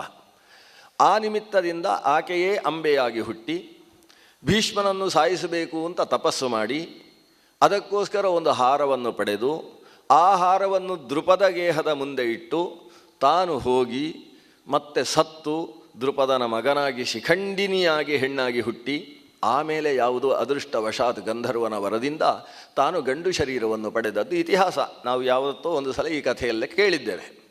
ಹಾಗಿದ್ದರೆ ಆ ಶಿಖಂಡಿನಿ ಅನಿಸಿದ್ದಂತಹ ಆಕೆ ಇವತ್ತು ಶಿಖಂಡಿಯಾಗಿ ಗಂಡಸಾಗಿ ದೃಪದನ ಸನ್ನಿಧಾನದಲ್ಲಿ ದೃಷ್ಟದ್ಯುಮ್ನಾದಿಗಳ ಜೊತೆಗೆ ವಿಶೇಷವಾದ ಶಕ್ತಿಯನ್ನು ಸಂಪಾದನೆ ಮಾಡಿಕೊಂಡಿದ್ದಾನೆ, ಮಹಾಬಲಿಯಾಗಿದ್ದಾನೆ. ಮಹಾಬಲಿಯಾದಂತಹ ಶಿಖಂಡಿ ಇವತ್ತು ಭೀಷ್ಮರ ಮರಣಕ್ಕೋಸ್ಕರವೇ ಹುಟ್ಟಿದವ. ಅಲ್ಲಿ ಇಬ್ಬರಿದ್ದಾರೆ. ಅದಕ್ಕೆ ಇದನ್ನು ಕುರುಪಾಂಚಾಲ ಯುದ್ಧ ಅಂತ ಕರೆಯೋದು. ಒಂದು ದ್ರೋಣರನ್ನು ಸಾಯಿಸುವುದಕ್ಕೋಸ್ಕರವೇ ಅಗ್ನಿಯ ಮಧ್ಯದಿಂದ ಯಾಜೋಪಯಾಜರ ಮಂತ್ರದ ಬಲದಿಂದ ಹುಟ್ಟಿದಂತಹ ದೃಷ್ಟದ್ಯುಮ್ನ ಇದ್ದಾನೆ, ದೃಪದ ಕುಮಾರ. ಮತ್ತೊಂದು ಭೀಷ್ಮನನ್ನು ಮುಗಿಸುವುದಕ್ಕೋಸ್ಕರವೇ ಜನ್ಮಾಂತರ ಶಾಪ ಜನ್ಮಾಂತರದ ವರದ ಬಲದಿಂದ ಆವಿರ್ಭವಿಸಿರ್ತಕ್ಕಂಥ ಶಿಖಂಡಿ ಇದ್ದಾನೆ. ಇವರಿಬ್ಬರೂ ಇವತ್ತು ಪಾಂಡುಪಕ್ಷದಲ್ಲಿ ಸೇರಿದ್ದಾರೆ. ಆದ್ದರಿಂದ ಪ್ರಧಾನ ಯುದ್ಧ ಕುರು ಪಾಂಡವರಿಗಲ್ಲ, ಕುರು ಪಾಂಚಾಲರಿಗೆ ಅಂತ ಅದು ಬಿಂಬಿತವಾಗಿದೆ. ಈ ಹಂತದಲ್ಲಿ ಶಿಖಂಡಿ ಅವನು ಮುಂದೆ ಬಂದರೆ ಯುದ್ಧ ನಾನು ಮಾಡುವುದಿಲ್ಲ, ಯಾಕಂದರೆ ಅದು ಹೆಣ್ಣು ಅನ್ನೋದು ನನಗೆ ಗೊತ್ತು ಅಂತ ಈ ಭೀಷ್ಮ ತಾನು ಪ್ರತಿಜ್ಞೆಯನ್ನು ಮಾಡಿದ್ದಾನೆ. ಈ ಕಾರಣದಿಂದಲೇ ದುರ್ಯೋಧನ ಈಗ ದುಶ್ಯಾಸನನಿಗೆ ಬಹಳ ಎಚ್ಚರ ಕೊಟ್ಟ, ಅವನು ಮುಂದೆ ಬರದೇ ಇರುವ ಹಾಗೆ ನೋಡಿಕೊಳ್ಳಬೇಕು. ಒಂದು ಕಥೆ. ಎರಡನೇದ್ದು, ಅವನು ಯಾವತ್ತಿಗೂ ಭೀಷ್ಮನ ಮುಂದೆ ಬರದೇ ಇರುವ ಹಾಗೆ ಆಗಬೇಕಾದರೆ ಅವನನ್ನು ಸಾಯಿಸಬೇಕು. ಆದ್ದರಿಂದ ನಾಳೆಯಿಂದ ಆರಂಭವಾಗುವ ಯುದ್ಧದಲ್ಲಿ ನಮ್ಮ ಮೊದಲ ಗುರಿ ಅಂದರೆ ಅರ್ಥ ಆಗೋದಿಲ್ಲ, ಟಾರ್ಗೆಟ್ ಯಾರು ಅಂತೇಳಿದರೆ ಶಿಖಂಡಿ. ಅವನನ್ನೇ ಲಕ್ಷಿಸಿ ಅವನ ನಾಶಕ್ಕೆ ನಮ್ಮ ಪ್ರಯತ್ನ ಇರಬೇಕು. ಆದರೆ ಇದಕ್ಕೆ ಒಂದು ಸಮಸ್ಯೆ ಇದೆ. ಏನಂದರೆ ಆ ಕಡೆಯಿಂದ ಬಂದಂತಹ ಗುಪ್ತಚರ ಮಾಹಿತಿಯ ಪ್ರಕಾರ ಶಿಖಂಡಿಯ ರಕ್ಷಣೆಯ ಭಾರವನ್ನು ಅರ್ಜುನ ಹೊತ್ತಿದ್ದಾನೆ. ಅರ್ಜುನ ಶ್ವೇತಹಯಗಳಿಂದ ಕೂಡಿದಂತಹ ಮಹತ್ಸ್ಯಂದನದಲ್ಲಿ ತಾನು ಉಪವಿಷ್ಟನಾಗಿದ್ದಾನೆ. ಶ್ರೀಕೃಷ್ಣ ಅದಕ್ಕೆ ಸಾರಥಿಯಾಗಿದ್ದಾನೆ. ಕೃಷ್ಣ ನರನಾರಾಯಣರು ಜೊತೆಗೆ ಕುಳಿತಂತಹ ಆ ಮಹಾರಥದ 2 ಚಕ್ರಗಳ ರಕ್ಷಣೆಗೋಸ್ಕರ ಯುಧಾಮನ್ಯು ಮತ್ತು ಉತ್ತಮೌಜಸ್ ಅಂತಕ್ಕಂತಹ ಮಹಾರಥರು ಬರೀ ಅತಿರಥರಲ್ಲ, ಅತಿರಥರು ಮಹಾರಥಿಗಳಿಗಿಂತ ಮೇಲೆ ಅತಿರಥರನ್ನು ಮೀರಿಸ್ತಕ್ಕಂಥ ಮಹಾರಥಿಗಳಂತೆ ಇವರು. ಅಂಥ ಮಹಾರಥಿಗಳಿಬ್ಬರೂ 2 ಚಕ್ರದ ರಕ್ಷಣೆಗೋಸ್ಕರ ಚಕ್ರಪಾಲಕರಾಗಿದ್ದಾರೆ. ಯುಧಾಮನ್ಯು ಮತ್ತು ಉತ್ತಮೋಜಸ್ ಅವರಲ್ಲಿ ಒಬ್ಬೊಬ್ಬರು ಸಾಕು ರಕ್ಷಣೆಗೆ, ಆದರೆ ಅವರಿಬ್ಬರೂ ಕೂಡ ಚಕ್ರಪಾಲಕರಾಗಿ ಅರ್ಜುನನಿಗಿದ್ದಾರೆ. ಅಂತಹ ಅರ್ಜುನ ಶಿಖಂಡಿಯ ರಕ್ಷಕನಾಗಿದ್ದಾನೆ. ಇಂಥಲ್ಲಿ ಶಿಖಂಡಿಯನ್ನು ನಾವು ಕೊಂದು ಹಾಕುವುದು ಸುಲಭದ ಕಾರ್ಯ ಅಲ್ಲ. ಆದರೆ ಆ ಶಿಖಂಡಿ ಭೀಷ್ಮನ ಹತ್ರ ಬರಬಾರ್ದು. ಇದರಲ್ಲಿ ಹಾಗಾದರೆ 2 ಅಂಶಗಳು ಪ್ರಧಾನವಾಗ್ತದೆ. ದುಶ್ಯಾಸನ ವ್ಯವಸ್ಥೆ ಇದಕ್ಕೋಸ್ಕರ ಮಾಡು. ಮೊದಲ ಆದ್ಯತೆ ಶಿಖಂಡಿ ಭೀಷ್ಮರ ಮುಂದೆ ಬರದೇ ಇರುವ ಹಾಗೆ ನೋಡಿಕೊಳ್ಳುವುದು. ಭೀಷ್ಮಾಭಿರಕ್ಷಣ ಅನ್ನುವುದು ನಮ್ಮ ಪ್ರಧಾನ ಗುರಿ. ಭೀಷ್ಮಮೇವಾಭಿರಕ್ಷಂತು. ಎಲ್ಲರೂ ಸೇರಿಕೊಂಡು ಭೀಷ್ಮನ ರಕ್ಷಣೆಯಲ್ಲಿ ತೊಡಗಬೇಕು. ಭೀಷ್ಮನಿಗೆ 2 ಚಕ್ರಗಳಿಗೆ 2 ರಕ್ಷಕರಾಗಿ ಕೊಡುವುದಲ್ಲ, 4 ರಕ್ಷಕನಾಗಿ ಕೊಡು. ಹಿಂಬದಿಯಲ್ಲಿ ಅಗರ್ತಲ ಮೊದಲಾದ ದೇಶಗಳಿಂದ ಬಂದಂತಹ ಸಂವರ್ತಾದಿ ಎಲ್ಲ ಸೇನೆಯನ್ನು ಕೂಡ ಹಿಂಭಾಗದಲ್ಲಿ ಆತರ ರಕ್ಷಣೆಗೋಸ್ಕರ ಕೊಡು. ಸಂಶಪ್ತಕರನ್ನು ಪಕ್ಕದಲ್ಲೇ ಇರುವ ಹಾಗೆ ನೋಡಿಕೋ, ಅವರು ಕೂಡ ಭೀಷ್ಮರ ರಕ್ಷಣೆಯಲ್ಲಿ ದೃಢರಾಗಿರಬೇಕು. ಒಟ್ಟು ಭೀಷ್ಮರ ರಕ್ಷಣೆಗೆ ಪ್ರಧಾನವಾದ ಮಾರ್ಗವನ್ನು ವ್ಯವಸ್ಥೆ ಮಾಡು ಅಂತ ಇಷ್ಟು ದುರ್ಯೋಧನ ದುಶ್ಯಾಸನನನ್ನು ಕರೆದು ಹೇಳಿದ. ದುಶ್ಯಾಸನ ಆ ವ್ಯವಸ್ಥೆಗೋಸ್ಕರ ತನ್ನನ್ನು ತಾನು ತೊಡಗಿಸಿಕೊಂಡ. ಆದ್ದರಿಂದ ಇಲ್ಲಿ ಭೀಷ್ಮರು ಮೃತರಾಗಿದ್ದಾರೆ ಅಥವಾ ವಿಹತರಾಗಿದ್ದಾರೆ, ನಿಹತರಾಗಿದ್ದಾರೆ, ಪೆಟ್ಟು ತಿಂದು ಬಿದ್ದಿದ್ದಾರೆ ಅಂತಾದರೆ ಅದರ ಹಿನ್ನೆಲೆಯಲ್ಲಿ ದುರ್ಯೋಧನನ ತಪ್ಪು ಅಂತ ನೀನು ಹೇಳಬೇಡ, ವಸ್ತುತಃ ನಿನ್ನ ತಪ್ಪು. ಸಂಜಯ ಆಗಾಗ ಧೃತರಾಷ್ಟ್ರನನ್ನು ಕುಡುಕ್ತಾರೆ. ಈ ನಿನ್ನ ತಂದೆಯಾದಂತಹ ಭೀಷ್ಮ ಅಥವಾ ತಂದೆಯ ಸ್ಥಾನದಲ್ಲಿರತಕ್ಕಂತಹ ಭೀಷ್ಮಾಚಾರ್ಯ ಅವರು ಇವತ್ತು ಮೃತರಾಗಿದ್ದಾರೆ ಅಂತಾದರೆ ಅದಕ್ಕೆ ಪೂರ್ಣ ಜವಾಬ್ದಾರಿಯನ್ನು ತಲೆಯ ಮೇಲೆ ಹೊರಬೇಕಾದವ ನೀನು. ಈ ಯುದ್ಧಕ್ಕೆ ಮೂಲ ಕಾರಣ ನೀನು. ಭೀಷ್ಮರು ಯಾಕಾದರೂ ಪಾಂಡವರ ಕಡೆಗೆ ಹೋಗಲಿಲ್ಲ? ಸಂಜಯ ಒಂದು ಗುಟ್ಟು ಹೇಳ್ತಾನೆ. ಭೀಷ್ಮರು ಮತ್ತು ದ್ರೋಣರು ಅವರಿಬ್ಬರೂ ಪ್ರತಿ ದಿವಸ ಬೆಳಗ್ಗೆ ಎದ್ದ ಮೇಲೆ ತಾವು ಪ್ರಾತಃ ಕಾಲದಲ್ಲಿ ಏನೇನು ಅನುಷ್ಠಾನಗಳನ್ನು ನಡೆಸಬೇಕು ಅವೆಲ್ಲ ಅನುಷ್ಠಾನಗಳನ್ನು ನಡೆಸಿದ ಮೇಲೆ ಆ ಅನುಷ್ಠಾನದ ಶಕ್ತಿಯನ್ನು ತನ್ನ ಹೃದಯದಲ್ಲಿ ತುಂಬಿಕೊಂಡು ಪಾಂಡವರನ್ನು ನೆನೆಸಿಕೊಳ್ತಾರಂತೆ. ನೆನೆಸಿಕೊಂಡು ಸ್ವಸ್ತ್ಯಸ್ತು ಪಾಂಡುಪುತ್ರಾಣಂ, ಪಾಂಡುಪುತ್ರರಿಗೆ ಮಂಗಳವಾಗಲಿ ಅಂತ ಪ್ರತಿನಿತ್ಯ ಪ್ರಾರ್ಥನೆ ಮಾಡ್ತಕ್ಕಂಥವ್ರು. ಯಾಕಂದರೆ ಭೀಷ್ಮರಿಗಾಗಲಿ ದ್ರೋಣರಿಗಾಗಲಿ ಪಾಂಡುಪುತ್ರರು ಎಷ್ಟು ಧಾರ್ಮಿಕರು, ಅನಾಥರಾದ ಪಾಂಡುಪುತ್ರರಿಗೆ ರಕ್ಷಕರೇ ಇಲ್ಲವಲ್ಲ ಅಂತಕ್ಕಂಥ ಒಂದು ಅನುಕಂಪೆ, ವಾತ್ಸಲ್ಯ ಎರಡೂ ಕೂಡ ಇದೆ. ಪಾಂಡವರ ರಕ್ಷಕರಾಗಿ ಯಾರಿರಬೇಕಿತ್ತು? ತಂದೆಯಾದ ಪಾಂಡು. ಸಿಂಹಾಸನಾಧಿರೂಢನಾದದ್ದು ಪಾಂಡು, ಹೊರತು ಧೃತರಾಷ್ಟ್ರನಲ್ಲ. ಆದರೆ ಧೃತರಾಷ್ಟ್ರನನ್ನೇ ಮುಂದಿಟ್ಟುಕೊಂಡು ನಾನು ನಿನ್ನ ಸೇನಾಧಿಪತಿ ಅನ್ನುವ ಭಾವದಿಂದ ಆತ ದಿಗ್ವಿಜಯವನ್ನೆಲ್ಲ ಮಾಡಿ ಧೃತರಾಷ್ಟ್ರನ ಪಾದಕ್ಕೆ ಬೇಕಾದಷ್ಟು ಕಪ್ಪಗಳನ್ನು ತಂದು ಬೀಳಿಸಿದ್ದ. ಅಂತಹ ಪಾಂಡು ಸಿಂಹಾಸನಾಧೀಶ್ವರನಾದರೂ ಕೂಡ ಅವನಿಗೆ ಅನಿಸ್ತಾ ಇತ್ತು, ಅಣ್ಣನಿಗೆ ಸಿಂಹಾಸನದಲ್ಲಿ ಬೇಕು ಅಂತ ಅನಿಸುತ್ತೆ, ನಾನು ಈ ಊರಲ್ಲಿದ್ದರೆ ಅಣ್ಣನಿಗೆ ಯಾಕೋ ಮನಸ್ಸಿಗೆ ಕಿರಿಕಿರಿ ಆಗ್ತದೆ ಅಂತ ಅನಿಸಿ ಅವನೇ ತಾನಾಗಿ ಕಾಡಿಗೆ ಹೋಗಿದ್ದ. ಸಪತ್ನೀಕನಾಗಿ ಕಾಡಿನಲ್ಲಿ ವಾಸ ಮಾಡ್ತಾ ಇದ್ದ, ಅಣ್ಣ ಆನಂದವಾಗಿರಲಿ ಅಂತ ಅಂತಹ ಪಾಂಡು. ಆದರೆ ಆ ಪಾಂಡು ಋಷಿಶಾಪಾದಿಗಳ ನಿಮಿತ್ತದಿಂದ ತಾನು ಶರೀರ ಕಳೆದುಕೊಂಡ ಮೇಲೆ ಒಬ್ಬಂಟಿಗೆಯಾದಂತಹ ಕುಂತಿಯ ಜೊತೆಗೆ 5 ಜನ ಮಕ್ಕಳು ಊರಿಗೆ ಬಂದಾಗ ಅವರ ರಕ್ಷಣೆಯ ಭಾರ ಯಾರು ಹೊರಬೇಕಿತ್ತು? ದೊಡ್ಡಪ್ಪನಾದಂತಹ ಧೃತರಾಷ್ಟ್ರ ಹೊರಬೇಕಿತ್ತು, ಅಜ್ಜನಾದಂತಹ ಭೀಷ್ಮ ಹೊರಬೇಕಾಗಿದೆ, ಗುರುಗಳಾದ ದ್ರೋಣರು ಹೊರಬೇಕು. ಈ ಎಲ್ಲ ಸ್ಥಿತಿ ಇರಬೇಕಾದ್ರೆ ಹೆಜ್ಜೆ ಹೆಜ್ಜೆಗೆ ಪಾಂಡವರ ಮೇಲೆ ಆಕ್ರಮಣ ನಡೆಯುವುದನ್ನು ಅವರು ತಮ್ಮ ಕಣ್ಣಾರೆ ಕಾಣುವಂತಹ ಪ್ರಸಂಗ ಬಂದಿತ್ತು. ಆದ್ದರಿಂದ ಈ ಪಾಂಡವರು ಬದುಕುಳಿದರೆ ಅದೇ ಒಂದು ದೊಡ್ಡದಪ್ಪ. ಏನೇ ಆಗಲಿ ದೇವರೇ, ನಾವು ಮಾಡಿದ ಅನುಷ್ಠಾನದ ಬಲ ಇದ್ದರೆ ಆ ಪಾಂಡುಪುತ್ರರು ಚೆನ್ನಾಗಿರಲಿ. ಪ್ರತಿನಿತ್ಯವೂ ಕೂಡ ಈ ಪ್ರಾರ್ಥನೆಯನ್ನು ಭೀಷ್ಮ ದ್ರೋಣರು ನಡೆಸ್ತಾ ಇದ್ದರು. ಅಂಥ ಭೀಷ್ಮ ಇವತ್ತು ಈ ಅನ್ಯಾಯದ ಪಕ್ಷದಲ್ಲಿ ನಿಂತು ಯುದ್ಧದಲ್ಲಿ ಶ್ರೀಕೃಷ್ಣನ ನೀತಿಗೆ ಅನುಗುಣವಾಗಿ ಶಿಖಂಡಿಯ ಕೈಯಿಂದ ಪೆಟ್ಟು ತಿಂದು ಬಿದ್ದು ನಿಹತನಾಗಿದ್ದಾನೆ ಅಂತಾದರೆ ಅದಕ್ಕೆ ಕಾರಣ ಯಾರು? ನೀನೇ ಅಲ್ವಾ? ನನ್ನ ಮಗನಾದಂತಹ ಧೃತರಾಷ್ಟ್ರ ಹಸ್ತಿನಪುರದ ಸಿಂಹಾಸನದಲ್ಲಿದ್ದಾನೆ. ಹಸ್ತಿನಪುರದ ಸಿಂಹಾಸನದ ಸಂರಕ್ಷಣೆಯ ಭಾರ ಸೇನಾಧಿಪತಿಯಾದಂತಹ ಭೀಷ್ಮನದ್ದು ಅಂತ ನಿನಗೋಸ್ಕರ ಅವ ಸೇನಾಧಿಪತಿಯಾಗಿ ಕಾದಾಡಿತ್ತು. ಹಾಗಾದರೆ ಆತನ ಬೀಳುವಿಕೆಗೆ, ಆತನ ನಿಹತಿಗೆ ಪೂರ್ಣ ಜವಾಬ್ದಾರಿ ನಿನ್ನದ್ದಿದೆ. ಧೃತರಾಷ್ಟ್ರನಿಗೆ ಹೌದು ಅಂತ ಅನಿಸಿತೋ ಅಲ್ಲ ಅಂತ ಅನಿಸಿತೋ ವೇದವ್ಯಾಸರಂತೂ ಹೇಳುವುದಿಲ್ಲ.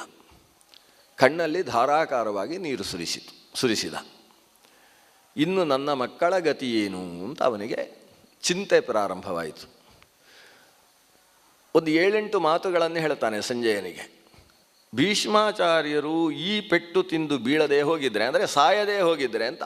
ಈಗ ಸತ್ತದ್ದು ಅಂತಲೇ ಲೆಕ್ಕಾಚಾರ ಭೀಷ್ಮಾಚಾರದ್ದು. ಬದುಕಿದ್ರೆ ಯುದ್ಧ ಮಾಡಬೇಕು, ಯುದ್ಧ ಮಾಡುವುದಿಲ್ಲ ಅಂದಮೇಲೆ ಸತ್ತ ಹಾಗೆ. ಆಸ್ಪತ್ರೆಗೆ ಹೋಗಿ ಬಿದ್ದಿದ್ದಾರೆ ಅಂತ ಹೇಳಿದರೆ ಬದುಕಿದ್ದಾರೆ ಅಂತ ಅವರನ್ನು ಕರೀಲಿಕ್ಕಿಲ್ಲ ಯುದ್ಧದ ದೃಷ್ಟಿಯಲ್ಲಿ. ಭೀಷ್ಮರು ಸಾಯದೇ ಹೋಗಿದ್ದಿದ್ದರೆ ನನ್ನ ಮಕ್ಕಳಿಗೆ ರಾಜ್ಯ ನಿಶ್ಚಯವಾಗ್ತಿತ್ತು.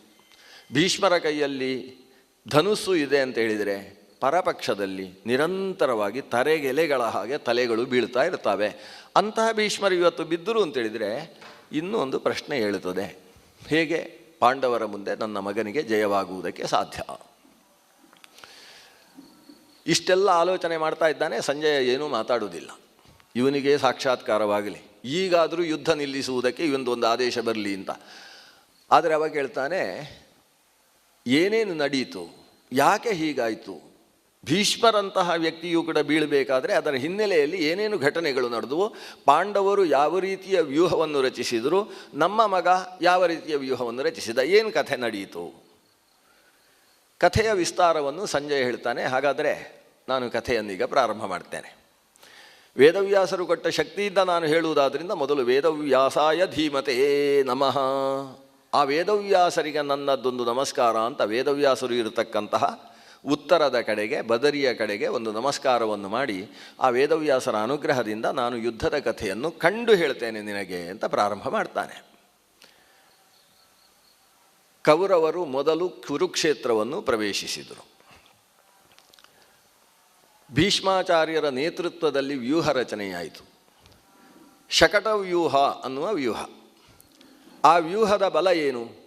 ಅಲ್ಪ ಸೇನೆಯನ್ನು ಬಹಳ ಸುಲಲಿತವಾಗಿ ಪುಡಿಗುಟ್ಟುವುದಕ್ಕೆ ಬೇಕಾದ ವ್ಯೂಹ. ತಮ್ಮಲ್ಲಿ 11 ಅಕ್ಷೌಹಿಣಿ ಸೇನೆ ಇದೆ. ಪರಪಕ್ಷದಲ್ಲಿ ಸಪ್ತಾಕ್ಷೌಹಿಣಿ ಮಾತ್ರ ಇರುವುದು. ಏಕಾದಶ ಅಕ್ಷೌಹಿಣಿ ಇದ್ದಲ್ಲಿ ಸಪ್ತ ಅಕ್ಷೌಹಿಣಿಯನ್ನು ಎದುರಿಸುವುದಕ್ಕೆ ಶಕಟವ್ಯೂಹವೇ ಸರಿ ಅಂತ ನಿರ್ಧರಿಸಿದಂತಹ ಭೀಷ್ಮರು. ಎಂಥ ಭೀಷ್ಮರು ಅಂತೇಳಿದರೆ, ಅವರಿಗೆ ಮಾನುಷ ವ್ಯೂಹವನ್ನು ಹೇಗೆ ರಚಿಸಬೇಕು ಅಂತ ಗೊತ್ತು, ದೈವವ್ಯೂಹದ ಬಗ್ಗೆ ಜ್ಞಾನ ಇದೆ, ಗಾಂಧರ್ವ ವ್ಯೂಹಗಳ ಬಗ್ಗೆಯೂ ಜ್ಞಾನ ಇದೆ, ಪೈಶಾಚ ವ್ಯೂಹಗಳನ್ನು ರಚಿಸುವುದಕ್ಕೂ ಅವರಿಗೆ ಗೊತ್ತು. ಧನುರ್ವೇದದಲ್ಲಿ ಹೇಳಿದ 4 ಬಗೆಯದ್ದಾದಂತಹ ವ್ಯೂಹ ಧರ್ಮಗಳಿದ್ದಾವೆ. ಆ ಧರ್ಮದಲ್ಲಿ ಇವರು ಇವತ್ತು ಮಾನುಷ ವ್ಯೂಹವನ್ನು ರಚಿಸಿದ್ದಾರೆ. ಅದಕ್ಕೆ ಶಕಟ ವ್ಯೂಹ ಅಂತ ಹೆಸರು. ಒಂದು ಶಕಟದ ಹಾಗೆ. ಆ ಶಕಟಕ್ಕೆ ಸಂಬಂಧಪಟ್ಟ ಪ್ರಧಾನವಾದ 5 ಅಂಗಗಳಲ್ಲಿ ಮಹಾಬಲಿಗಳು ನಿಂತು ಯುದ್ಧ ಮಾಡುವುದಕ್ಕೆ ಬೇಕಾದ ಒಂದು ವ್ಯೂಹ ರಚನೆಯನ್ನು ಮಾಡಿದ್ದಾರೆ ಭೀಷ್ಮಾಚಾರ್ಯರು. ಇಷ್ಟು ವ್ಯೂಹ ರಚನೆ ಮಾಡಿ ಯುದ್ಧ ನಾಳೆ ನಡೆಯುವಂಥದ್ದು. ಆದ್ದರಿಂದ ತಮ್ಮ ತಮ್ಮ ಕರ್ಮಗಳಲ್ಲಿ ತೊಡಗಿ ಯಾರು ಎಲ್ಲಿ ನಿಲ್ಲಬೇಕು ಅನ್ನುವ ವ್ಯವಸ್ಥೆ ಅಂತೂ ಆಗಿದೆ. ಆಮೇಲೆ ಅವರು ಅಲ್ಲೇ ಬಂದು ನಿಂತು ವ್ಯೂಹದಲ್ಲಿ ನಿಂತು ಹೋರಾಡಬೇಕು. ಈ ರೀತಿ ಒಂದು ತುಮುಲ ಉಂಟಾದಂತಹ ಸಂದರ್ಭದಲ್ಲಿ ಧರ್ಮರಾಜ ಅಲ್ಲಿಗೆ ಬಂದವ ಇವರ ಈ ಶಕಟ ವ್ಯೂಹದ ವ್ಯವಸ್ಥೆಯನ್ನು ಕಂಡ. ಇಷ್ಟು ದೊಡ್ಡ ಸೇನೆ ಶಕಟ ವ್ಯೂಹದ ರೂಪದಲ್ಲಿ ನಿಂತಿತು ಅಂತಾದರೆ ನಾವು ಅವರ ಜೊತೆಗೆ ಹೋರಾಡುವುದು ಹೇಗೆ? ಅಸಾಧ್ಯವಲ್ಲವೇ ಅಂತ ಧರ್ಮರಾಜನಿಗೆ ಮಾನಸಿಕವಾದ ಭೀತಿ ಹುಟ್ಟಿತು. ಆತ ಅರ್ಜುನನನ್ನು ಕರೆದ. ಅರ್ಜುನನ ಹತ್ರ ಹೇಳಿದ, ನೋಡು, ಶಕಟ ವ್ಯೂಹ ರಚಿಸಿದ್ದಾರೆ. ಕಡಿಮೆ ಸೇನೆ ಇದ್ದದ್ದನ್ನು ಹೊಡೆಯುವುದಕ್ಕೆ ಅತ್ಯಂತ ಸುಲಲಿತವಾದ ವ್ಯೂಹ. ಆದ್ದರಿಂದ ನಾನು ಓದಿದ್ದರ ಪ್ರಕಾರ, ನನಗೆ ದ್ರೋಣಾಚಾರ್ಯರು ಮಾಡಿದ ಪಾಠದ ಪ್ರಕಾರ, ಬೃಹಸ್ಪತಿ ನೀತಿ, ಬೃಹಸ್ಪತಿಯಿಂದ ಬಂದಂತಹ ಧನುರ್ವೇದದಲ್ಲಿ ಸೂಚೀಮುಖ ಅಂತ ಒಂದು ವ್ಯೂಹ ಇದೆ. ಕಡಿಮೆ ಸೇನೆ ಇದ್ದಾಗ ದೊಡ್ಡ ಸೇನೆಯ ಜೊತೆಗೆ ಸಂರಕ್ಷಣೆಗೋಸ್ಕರ ಮಾಡುವ ವ್ಯೂಹ ಅದು. ಆ ಸೂಚೀಮುಖ ವ್ಯೂಹವನ್ನು ನಾವು ರಚಿಸಬೇಕು, ಅದಕ್ಕೆ ಬೇಕಾದ ವ್ಯವಸ್ಥೆ ಮಾಡು. ಅರ್ಜುನ ಹೇಳ್ತಾನೆ, ಅದು ಬೇಡ ಅಂತ ಹೇಳ್ತಾನೆ. ಸೂಚೀಮುಖ ವ್ಯೂಹ ಬೇಡ ನಮಗೆ. ಅದಕ್ಕಿಂತ ಉತ್ಕೃಷ್ಟವಾದ, ನಾನು ದೇವಲೋಕಕ್ಕೆ ಹೋದಾಗ ದೇವಲೋಕದಲ್ಲಿ ಇಂದ್ರ ಹೇಳಿಕೊಟ್ಟ ಒಂದು ವ್ಯೂಹ ಇದೆ. ಇಲ್ಲೆಲ್ಲ ದೇವಲೋಕಕ್ಕೆ ಹೋಗುವುದು ಅಂದರೆ ಮತ್ತೆ ಬರಲಿಕ್ಕಿಲ್ಲ ಅಂತ ಹೋಗೋದು. ಇವನು ಹಾಗಲ್ಲ. ಇವನು ಹಿಂದಕ್ಕೊಮ್ಮೆ ತಪಸ್ಸನ್ನು ಮಾಡಿ ಪಾಶುಪತವನ್ನು ಪಡೆದ ಮೇಲೆ ಇಂದ್ರನ ಆಜ್ಞೆಯ ಮೇರೆಗೆ ದೇವಲೋಕಕ್ಕೆ ಹೋಗಿದ್ದ. ಇಂದ್ರಕೀಲಕದ ಪ್ರಭಾವ ಅದು. ದೇವಲೋಕಕ್ಕೆ ಹೋಗಿ ದೇವಲೋಕದ ಇಂದ್ರನ ಸಿಂಹಾಸನದಲ್ಲಿ, ಅರ್ಧ ಸಿಂಹಾಸನದಲ್ಲಿ ತಾನು ಉಪವಿಷ್ಟನಾಗಿದ್ದ.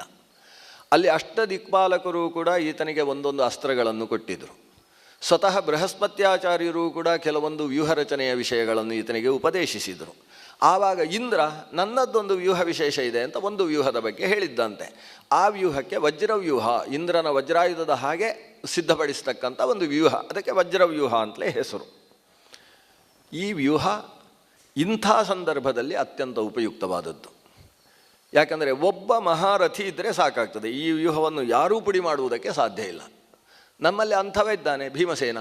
ಭೀಮಸೇನನನ್ನು ವಜ್ರ ಮುಖದಲ್ಲಿ ನಿಲ್ಲಿಸಬೇಕು. ಆಮೇಲೆ ವಜ್ರಕ್ಕೆ ಸಂಬಂಧಪಟ್ಟಂತಹ ಅನೇಕ ಅರಗಳಿದ್ದಾವೆ, ಸಹಸ್ರಾರ. ವಜ್ರದಲ್ಲಿ ತುಂಬ ಕಚ್ಚುಗಳು, ಗರಗಸದ ಹಾಗೆ ಕಚ್ಚುಗಳಿರ್ತವೆ. ಆ ಪ್ರತಿಯೊಂದು ಅರದಲ್ಲೂ ಕೂಡ ಒಬ್ಬೊಬ್ಬ ಮಹಾರಥಿಯನ್ನು ನಿಲ್ಲಿಸಬೇಕು. ದೃಪದ, ವಿರಾಟ ಮೊದಲಾದವರು ಹೇಗೂ ನಮ್ಮಲ್ಲಿದ್ದಾರೆ, ಅಭಿಮನ್ಯು ಇದ್ದಾನೆ, 5 ಜನ ದ್ರೌಪದಿಯರಿದ್ದಾರೆ. ಎಲ್ಲರನ್ನೂ ಒಂದೊಂದು ಕಡೆಯಲ್ಲಿ ನಿಲ್ಲಿಸಿದರೆ ಸರಿ. ಇಂಥ ಒಂದು ವಜ್ರವ್ಯೂಹ ನಿರ್ಮಿಸಿದರೆ ಅವರು ಇದನ್ನು ನೋಡಿಯೇ ಹೆದರಿ ಹೋಗ್ತಾರೆ ನೋಡಣ್ಣ ಅಂತ ಅದರ ಮಹತ್ವವನ್ನು ಹೇಳಿದ. ಧರ್ಮರಾಜ ತುಂಬ ಚಂದ ಆಯಿತು ಅಂತ ಹೇಳಿದ. ನೋಡಿ, ಯುದ್ಧದ ವ್ಯವಸ್ಥೆಯಲ್ಲಿ ಅಣ್ಣ ನಾನು ಹೇಳಿದ ಸೂಚಿಮುಖವೇ ಆಗಬೇಕು ಅದೆಲ್ಲ ಇಲ್ಲ. ಅರ್ಜುನನ ಮೇಲೆ ಅಷ್ಟು ವಿಶ್ವಾಸ. ಅರ್ಜುನ ಯಾವ ವ್ಯವಸ್ಥೆ ಮಾಡ್ತಾನೆ, ಅವನನ್ನು ಮಹಾಸೇನಾಧಿಪತಿ ಅಂತ ನಿರ್ಧಾರ ಮಾಡಿ ಆಗಿದೆ. ಮಹಾಸೇನಾಧಿಪತಿ ಅರ್ಜುನ. ಮತ್ತು ಮಹಾಸೇನಾಧಿಪತಿಯ ನಂತರ ಒಬ್ಬ ಪ್ರಧಾನ ಸೇನಾಧಿಪತಿ ಇದ್ದಾನೆ, ಅದು ಧೃಷ್ಟದ್ಯುಮ್ನ. ಪ್ರಧಾನ ಸೇನಾಧಿಪತಿ ಮಹಾಸೇನಾಧಿಪತಿಯ ಅಧೀನನಾಗಿ ಇರಬೇಕು. ಪ್ರಧಾನ ಸೇನಾಧಿಪತಿ ಅವನೇ ಯಾಕೆ ಅಂತೇಳಿದರೆ 7 ಅಕ್ಷೌಹಿಣಿಯಲ್ಲಿ 3 ಅಕ್ಷೌಹಿಣಿ ಅವನದ್ದೇ ಸೈನ್ಯ ಇರುವುದರಿಂದ ಅವನನ್ನೇ ಪ್ರಧಾನ ಸೇನಾಧಿಪತಿಯನ್ನಾಗಿಸಿಕೊಂಡು ಅರ್ಜುನ ಮಹಾಸೇನಾಧಿಪತಿಯಾಗಿದ್ದಾನೆ. ಆದ್ದರಿಂದ ಅರ್ಜುನ ಏನು ನಿರ್ಧರಿಸ್ತಾನೆ ಅದಕ್ಕೆ ಎಲ್ಲರೂ ಬದ್ಧರಾಗಲೇಬೇಕು, ರಾಜನೂ ಬದ್ಧನಾಗಬೇಕು. ಭೀಮಸೇನನ ಮುಖವನ್ನು ನೋಡಿ ಅರ್ಜುನ ಹೇಳ್ತಾನೆ, ಅಣ್ಣ ನಮ್ಮ ವಜ್ರವ್ಯೂಹ ಅದರ ರಕ್ಷಣೆಯ ಭಾರ ನಿನ್ನದು. ಭೀಮಸೇನ ತನ್ನ ಗದೆಯನ್ನು ಒಂದು ಸಲ ಆಕಾಶದಲ್ಲಿ ತಿರುಗಿಸಿ ಆಕಾಶಕ್ಕೆ ಹಾರಿಸಿ ಹಿಡ್ಕೊಂಡಂತೆ ಕೈಯಲ್ಲಿ. ಇಡೀ ಈ ಸೇನೆ, ಪಾಂಡು ಸೇನೆ ಭೀಮಸೇನನ ಗದಾ ಜಳಪಿಸುವಿಕೆಯನ್ನು ಕಂಡು ಖುಷಿಗೊಂಡು ದೊಡ್ಡದಾಗಿ ಒಂದು ಸಿಂಹನಾದ ಗೈದಿತಂತೆ. ಆ ಸಿಂಹನಾದವನ್ನು ಕೇಳಿ ಆ ಕಡೆಯ ಶಕಟ ವ್ಯೂಹವೇ ನಲುಗಿ ಹೋಯಿತು. ಶಕಟ ವ್ಯೂಹದ 2 ಚಕ್ರಗಳು ಜಾರಿಬಿಟ್ಟವು ಅಂತ ವರ್ಣನೆ ಮಾಡ್ತಾರೆ. ಇಷ್ಟೆಲ್ಲ ಆಯಿತು, ವ್ಯವಸ್ಥೆ ನಡೆದಿದೆ. ಧರ್ಮರಾಜ ಒಂದು ಬಾರಿ ತನ್ನ ರಥದಲ್ಲಿ ಕುರುಕ್ಷೇತ್ರವನ್ನೆಲ್ಲ ಸುತ್ತಾಡಿದ. ಯುದ್ಧದ ವ್ಯವಸ್ಥೆ ನಡೀತಾ ಇದೆ, ಇವ ಸುತ್ತಾಡ್ತಾನೆ.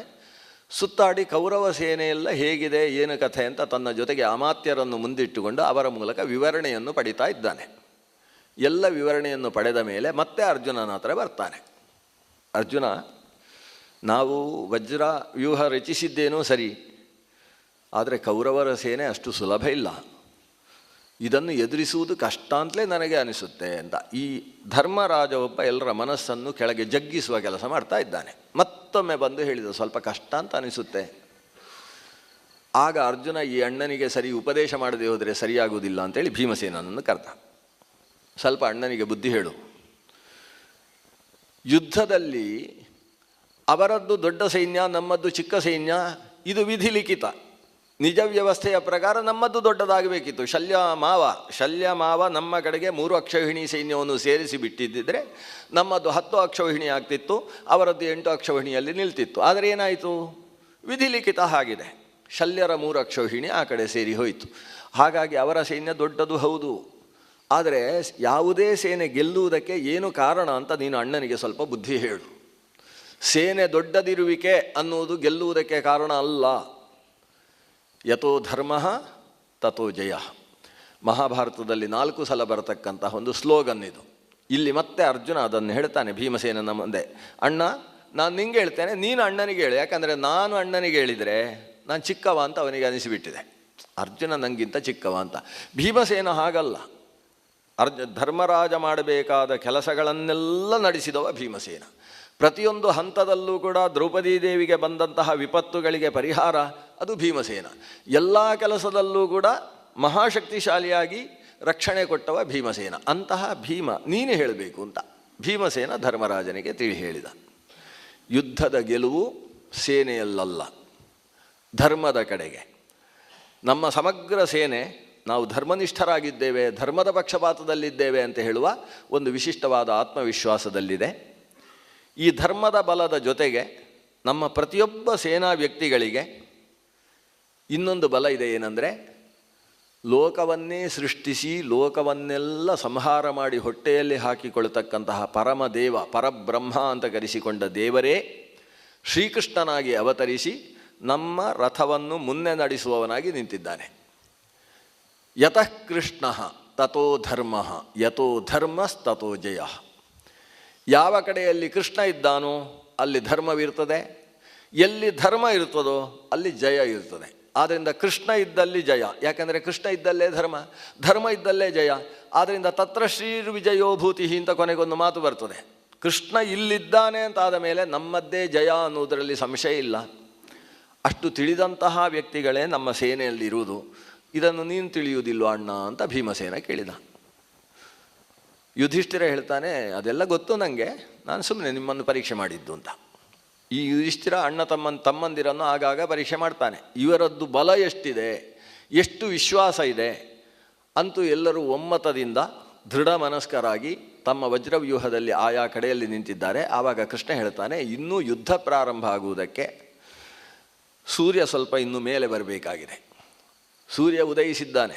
ನಮ್ಮ ಮುಂಭಾಗದಲ್ಲಿ ಸೂರ್ಯ ಮತ್ತು ಚಂದ್ರ ಇಬ್ಬರೂ ಕಾಣಿಸ್ತಾ ಇದ್ದಾರೆ. ಯಾಕಂದರೆ ಯುದ್ಧ ಪ್ರಾರಂಭ ಆದದ್ದು ಚತುರ್ದಶಿಯ ದಿವಸ, ಮರುದಿವಸ ಅಮಾವಾಸ್ಯೆ. ಅಮಾವಾಸ್ಯೆಗಿಂತ ಹಿಂದಿನ ದಿವಸ ಯುದ್ಧ ಪ್ರಾರಂಭ ಆಗ್ತಾ ಇದೆ. ಪ್ರಾರಂಭ ಆಗುವಾಗ ಮರುದಿವಸ ಅಮಾವಾಸ್ಯೆಯ ದಿವಸ ಸೂರ್ಯಚಂದ್ರರು ಒಟ್ಟಿಗೆ ಉದಯಿಸಬೇಕಲ್ವ. ಹಾಗಾಗಿ ಅವತ್ತಿನ ದಿವಸ ಸೂರ್ಯನಿಗಿಂತ ಸ್ವಲ್ಪ ಮುಂಚೆ ಚಂದ್ರ ಉದಯಿಸಿದ್ದಾನೆ. ಮೇಲೆ ಚಂದ್ರ ಕಾಣಿಸ್ತಾ ಇದ್ದಾನೆ, ಕೆಳಗೆ ಸೂರ್ಯ ಕಾಣಿಸ್ತಾ ಇದ್ದಾನೆ. ಪುಟ್ಟದಾದ ಒಂದು ಗೆರೆ ಮಾತ್ರ ಉಳ್ಳಂತಹ ಚಂದ್ರ, ಪೂರ್ಣನಾದ ಉದಯಿಸಿದಂತಹ ಕೆಂಪು ಸೂರ್ಯ. ಅವರಿಬ್ಬರೂ ಈ ಪಾಂಡು ಪಕ್ಷಕ್ಕೆ ಕಾಣಿಸುತ್ತೆ, ಆದರೆ ದುರ್ಯೋಧನಾದಿಗಳಿಗೆ ಕಾಣಿಸುವುದಿಲ್ಲ. ಯಾಕೆಂದರೆ ಅವರು ಸೂರ್ಯನಿಗೆ ಬೆನ್ನು ಹಾಕಿ ನಿಂತಿದ್ದಾರೆ. ಅವರು ಪಶ್ಚಿಮಾಭಿಮುಖವಾಗಿ ಕುರುಕ್ಷೇತ್ರದ ಪೂರ್ವದಲ್ಲಿ ತೊಡಗಿರ್ತಕ್ಕಂಥವರು ಕೌರವರು. ಕುರುಕ್ಷೇತ್ರದ ಪಶ್ಚಿಮದಲ್ಲಿ ಪೂರ್ವಾಭಿಮುಖವಾಗಿ ಯುದ್ಧಕ್ಕೆ ಹೊರಡ್ತಾ ಇರತಕ್ಕಂಥವರು ಪಾಂಡವರು. ಅದರಿಂದ ಅವರು ಮುಂದೆ ನೋಡ್ತಾರೆ ಸೂರ್ಯಚಂದ್ರರನ್ನು. ನೋಡಿ, ಇನ್ನೂ ಸ್ವಲ್ಪ ಹೊತ್ತಿದೆ, ಸುಮಾರು 2 ಮುಹೂರ್ತಗಳ ಕಾಲಾವಧಿ ಇನ್ನೂ ಯುದ್ಧಕ್ಕಿದೆ. ಆದ್ದರಿಂದ ನೀನು ಈ ಸಮಯದಲ್ಲಿ ಕುಲದೇವಿಯನ್ನು ಒಂದು ಪ್ರಾರ್ಥನೆ ಮಾಡು ಅಂತ ಅರ್ಜುನನಿಗೆ ಹೇಳಿದ ಕೃಷ್ಣ.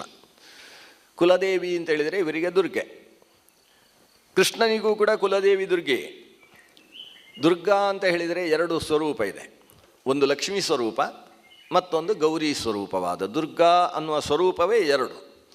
ನಾರಾಯಣಿ ನಮೋಸ್ತುತೆ ನಾರಾಯಣಿ ನಮೋಸ್ತುತೆ ಅಂತ ಎಲ್ಲೆಲ್ಲಿ ಬರ್ತದೆ ಅಂಥಲ್ಲೆಲ್ಲ ದುರ್ಗಾ ಅಂದರೆ ಅದು ಲಕ್ಷ್ಮೀ ಸ್ವರೂಪವಾದಂತಹ ದುರ್ಗಾ. ಎಲ್ಲಿ ಆಕೆಯ ಬಗ್ಗೆ ಮಹಾಕಾಲಿ ಅನ್ನುವ ಶಬ್ದದ್ದೇ ಹೆಚ್ಚು ಬಳಕೆ ಇದ್ದು, ತ್ರ್ಯಂಬಕೆ ಅನ್ನುವ ಶಬ್ದದ ಜೊತೆಗೆ ನಾರಾಯಣಿ ಅನ್ನುವ ಶಬ್ದದ ಬಳಕೆ ಇಲ್ಲದೆ ಕಾಲಿ ಕರಾಲಿ ಅನ್ನುವ ಶಬ್ದಗಳ ಬಳಕೆ ಹೆಚ್ಚು ಇರ್ತದೋ ಅಂಥದ್ದೆಲ್ಲ ದುರ್ಗಾ ಸ್ತುತಿ ಅಂತೇಳಿದರೆ ಅದು ಪಾರ್ವತಿ ಸ್ತುತಿ.